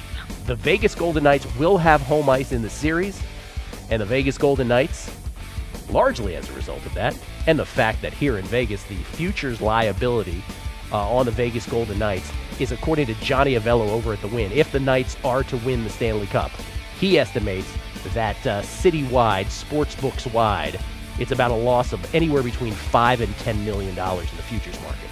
So that does inform why this price is what this price is. And here at the South Point Hotel Casino, as of moments ago before the show, the Golden Knights were minus 160. Minus 160 on the series. It's come out that they're trying to actively recruit some of these universities to kind of get on their side and say, hey, you're going to get a cut of this. If we can go ahead and lobby and get these integrity fees, you'll get a cut of it. NCAA always has enough optics problems with everything else they have going on. Taking a direct cut of sports betting money is maybe not the best idea. So what the leagues are trying to do are saying, hey, the NCAA doesn't want it. We can just write into the bills that colleges will get it. I think I think the colleges do see they're going to have increased compliance costs. They see this as something they're going to have to deal with more than they are right now, and they probably see that money as attractive. And we're back with more Follow the Money on Sirius XM 204. Mitch Moss and Paulie Howard have the mics for the information you need to win. There are not enough hours in the day for our next guest, Dennis Bernstein. Excellent hockey mind. You can read him at thefourthperiod.com. You were at the game last night. We talked to you about this last week, about how Vegas might have the home ice doesn't really exist in the playoffs. Maybe outside of this team. What'd you notice last night with that crowd and the atmosphere? It was crazy. I'll tell you guys, the league, I know a lot of guys that work at the league, and they were on site last night, and they were stunned at everything last night. I don't think anybody connected with hockey's ever seen that entire experience last night. So, yeah, of course there's a home ice advantage. Good and bad. But, guys, they better fix that ice at T-Mobile. Amen. It's dangerous out there. I got you. They better fix it. Yep, they better fix it between now and games. They need to make, I go to the older games at Staples, and it's freezing there. I mean, it's like 50 degrees. They need to make the arena colder. They got to do something because it's dangerous out there. And last night, a completed pass was a guy who knocked the puck out of the air. There was 2 minutes into the game, the puck's bouncing. So although it was spectacular, people were just stunned, and I don't think we'll ever see it opening like that to any game ever in the NHL. There's so many positives, but there were a couple of negatives, and one was definitely the ice conditions last night at T-Mobile. I'm with you, and it's going to be 100 degrees Wednesday. Loudest arena you've bet in, number one, and also it was at the largest crowd outside in a plaza type, outside the arena type atmosphere. It was unbelievable, Paulie. I mean, I was in Nashville, and it was just the crowd was just as great, probably 30,000 people on Broadway. But guys, Michael Buffer introducing the lineups. Are you kidding? I mean, they pulled out all the stops. And so for all of those negative people that said this would never work and they were gifted a team, and last night shut everyone up. That was spectacular. And we got a memorable game. I mean, who had 10 goals in the first game? And who's ever played the over got a pretty easy win there. But it was just so memorable. And like I said, I was there opening night. I was there for the first playoff game. Just another memorable night in Las Vegas sports history. And like I said, I mean, now it's a national story. When people tuned in to see that last night, it was just spectacular. They pulled out all the stops, and they really executed a game night experience to something that the league's never seen before. They weren't sharp. They struggled defensively, sloppy. Nope. The Capitals had a ton of scoring opportunities, and I maybe that was Fleury's C game. He didn't play well either. Still won. No, look, he was human last night, Paulie, for sure. They were able to penetrate the zone of Caps on the right side a lot early in the game. And Kuznetsov, every time he touched the puck, he was dangerous on the first line. Ovi really didn't do much. They scored 4 goals. Ovi didn't score. You figured they're going to win the game. But, yeah, they were very sloppy in front of them. They did not give Opie a lot of help. And to be honest with you, neither did the Knights defense. They really didn't help Fleury much, but he did not play a great game. A lot of tip-ins, a lot of great plays. The Oshie's pass to Carlson for that backhanded goal was fantastic play. There's a lot of really good plays last night, but I got to expect a couple of things. More penalties in Game 2 and just tighter defensive play. I was kind of shocked. I thought it would be a low-scoring series, but coming up this game, there's a lot of work for Durant, Gallant, and Barry Trotz to do with respect to how they're going to tighten up their defenses. Okay, so then a little bit further on that point then. How do you expect what you saw last night to maybe affect the series here? Because as Paulie said, Fleury was not great. Maybe that was a C game, but can the Capitals make him have his C game? Or do you look at the other way and say they still scored 6 goals and they won by a score of 6-4 and he was not good? Well, here's the thing. The Lightning, who's a pretty good team, scored 3 goals in the last 3 games against Washington, and then the Knights hung a 6 on them last night. So they'll get more opportunities. I think they had trouble with their transition, their speed. A couple things. I think that Tom Wilson hit. I think he's going to get suspended for a game. I mean, that should have been a 5 and a game misconduct. That's clearly interference, and it's clearly a late hit. And he has a history, so I would suspect a hearing and probably 1 game suspension. So that'll alter the lineups. I just think there's going to be more penalties called. I think that that's the one mistake, and I really like the referees in the NHL. I think they do a great job. I think as a group that are finest. They have not been good in this playoffs. And last night, again, I mean, I know it won them the game, but let's be real here. Ryan Reeves cross-checked John Carlson for the winning goal. The referee standing right in front of him. Now people say that won them the game, but I'm like, well, that was, 7 minutes into the third period. The Capitals had another 13 minutes to tie the game and go ahead. So they had opportunities as well, but the refereeing has to be tightened up. So I think what they should have done last night, guys, is to make a lot of calls last night to say, hey, look, law and order, don't mess around here. And they didn't do that. So there are a lot of liberties taken. You saw the hit on Marshall. So I think next game you're going to see multiple power play opportunities just to ring things in Game 2. Interesting. The fourth line, I mean, again, they have the 2 goals against Winnipeg, and then they get 3 goals in the third period, the depth. And how about Gallant trusting those guys to throw them out there in a tie game? Why wouldn't it? It's happened all year, Paulie. Sure. They're not going to change now. They trust everybody. This is why they've been so successful. There's a trust level here that I've not seen in many teams, and that's what happens in a championship team. And, if you I looked at the time on ice last night, and it's the same thing over and over again. The highest time on ice was Shea Theodore. I think he had less than 22 minutes, which is not a lot, and in a playoff game. He rolls 3 pairs. He rolls 4 lines go on. It's just the same thing over and over again. You get this deep in the playoffs and you work with one with this formula. He's not going to change it. And again, last night, Nosek scores a goal. Reeves scores a goal. It's not shocking. I mean, normally you would say, okay, that's a real big surprise. It's not. If you watch this team for more than 5 games this year, you realize it's not a surprise. There's no shock here. It's not stunning that Ryan Reeves got the game-winning goal and Nosek got a goal. It's just not stunning anymore. It's just the way they play the game. No, and here's one more, Dennis. They had the props up to score the first goal of the game last night. Any player you want to bet on, Miller got it with that rocket that he slapped in. He was 60-1. So that I just tell you, 60-1 to score the first goal. Yeah, it's by committee. It's like, you can't go in the box against this team. You can't take an early penalty against this team. They're ready to play. And that was an absolute rocket. And I think the first 3 goals, the nice goal last night were by former Boston players. So the Bruins fans are probably, shrugging their shoulders this morning saying, wow, some guys are going to add Colin Down at top of the list. But yeah, he's a perfect guy to have on the power play. And again, you don't know. You just don't know where this team is going to hurt you, and that's the issue. I mean, next game, it could be the Hall line. It could be James Neal, who didn't really have a big game. It could be any group of players, and that's the issue with this team is, like, how do you defend them? You have to be solid on all 4 lines to defend Vegas. And last night, to be frank, Washington didn't do a good job defending. Not that Vegas did a great job, but Washington really needs to tighten up. They were very sloppy in front of their own net. 13-3 in the playoffs, 7-1 at home. I think they'll get a game in D.C. Can the Capitals win the series if they lose tomorrow? No, I don't see. This team now, Vegas is going to be 14-3 if they win tomorrow night, and then they're going to lose 4 out of 5. Right. I don't see it. Could it happen? Sure, it could happen. I mean, the one thing, this team's come back from adversity. Washington, they were down 2-0 in Columbus. People had them buried in the first round. Paulie, can they do it? Yeah. Big ask, though. Big ask, and I'm not sure they can do it. I mean, they've been jumping out the leads, too. They were up 2-0 against Tampa. They dropped 2 games. But the way Vegas is playing and the way they play well, and they play well on the road, I think this is their game 7 in Washington tomorrow night. And if they do win this game, then I think it's a long series.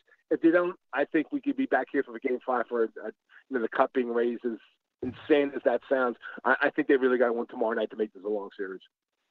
Hey, Dennis, I want to go back to the sloppy ice from last night. If that doesn't change coming up on Wednesday, and again, it's going to be 100 degrees outside, so they're going to really have to do something to change it here in the next 36 hours. Are we going to see that? Because it was sloppy last night, not just the ice, but the guys were falling all over the place. Will we see a lot of goals again if that happens? Yeah, it could, Mitch. Well, it depends how you want to play it. I mean, the passing won't be as good. It's going to be, you're going to have to carry the puck into the zone, right? There's not going to be like tic-tac-toe passes. So I wouldn't rely on my passers like a Kuznetsov or a Backstrom to be effective here. You may have to carry the puck into the zone and then set up and then take a shot. So I'm not really sure. I'm just worried. I'm more concerned, Mitch, about the injury factor. Yeah, here, right. Right. The guy can hit a run.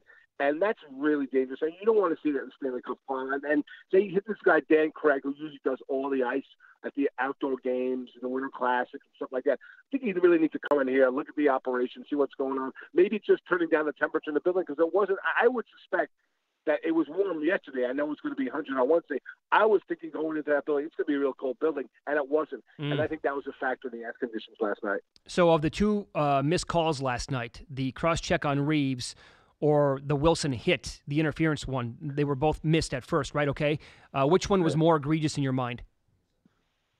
Well, from a hit standpoint, it's the Wilson hit, because Marchessault went to the room. He was off the ice for about 8 minutes. They looked at him and said it was okay. But more egregious, I mean, the Reeves hit won them the game, right? So and it was right there. It was in plain sight.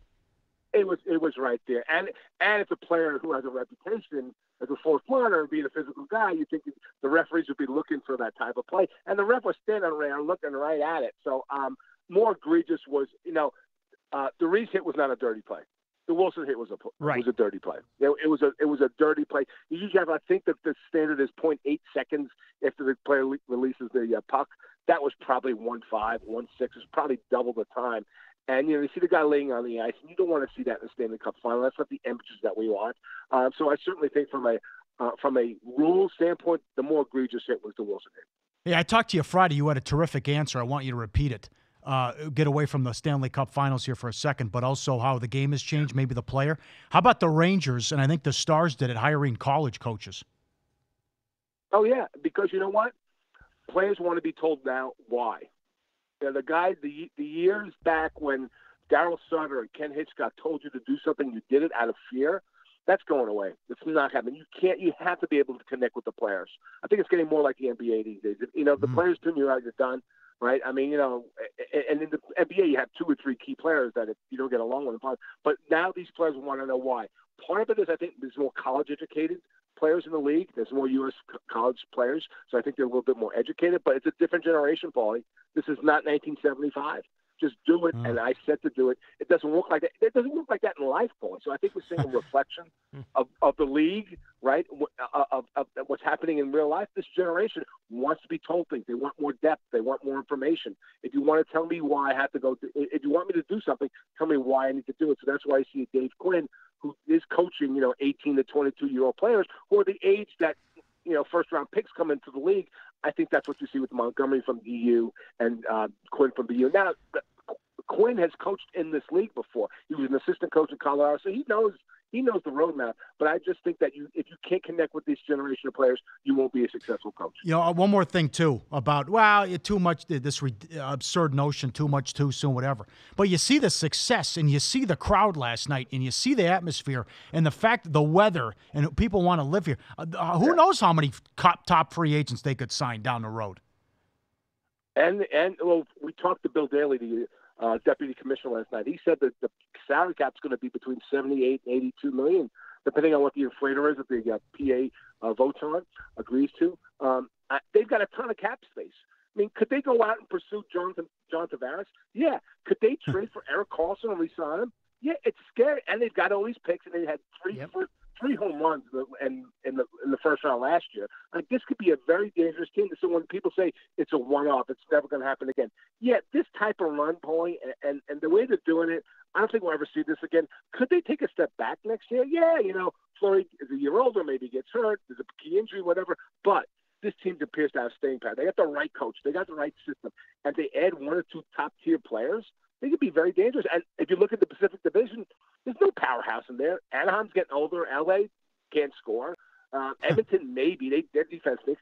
This team has the opportunity to have a lot of staying power if they make the right moves in the offseason. Now, granted, they've got to sign, is Neal coming back? Is Perron coming back? And they've got free agents to deal with, and they have guys playing for contracts. So the one thing that people rightly criticize, Paulie, is that you have guys here trying to prove themselves. Right? But now they've proved themselves. So when you have 2, what happens? Yeah. Right? That they've proven themselves. Like next year, Carson's going to get a big contract. Is he going to be the same player making $5, $6, $7 million a year? We'll see. So that's a fair criticism for it. The stuff that they were gifted the team, or the rules were, they were handed the Stanley Cup team. That's all BS.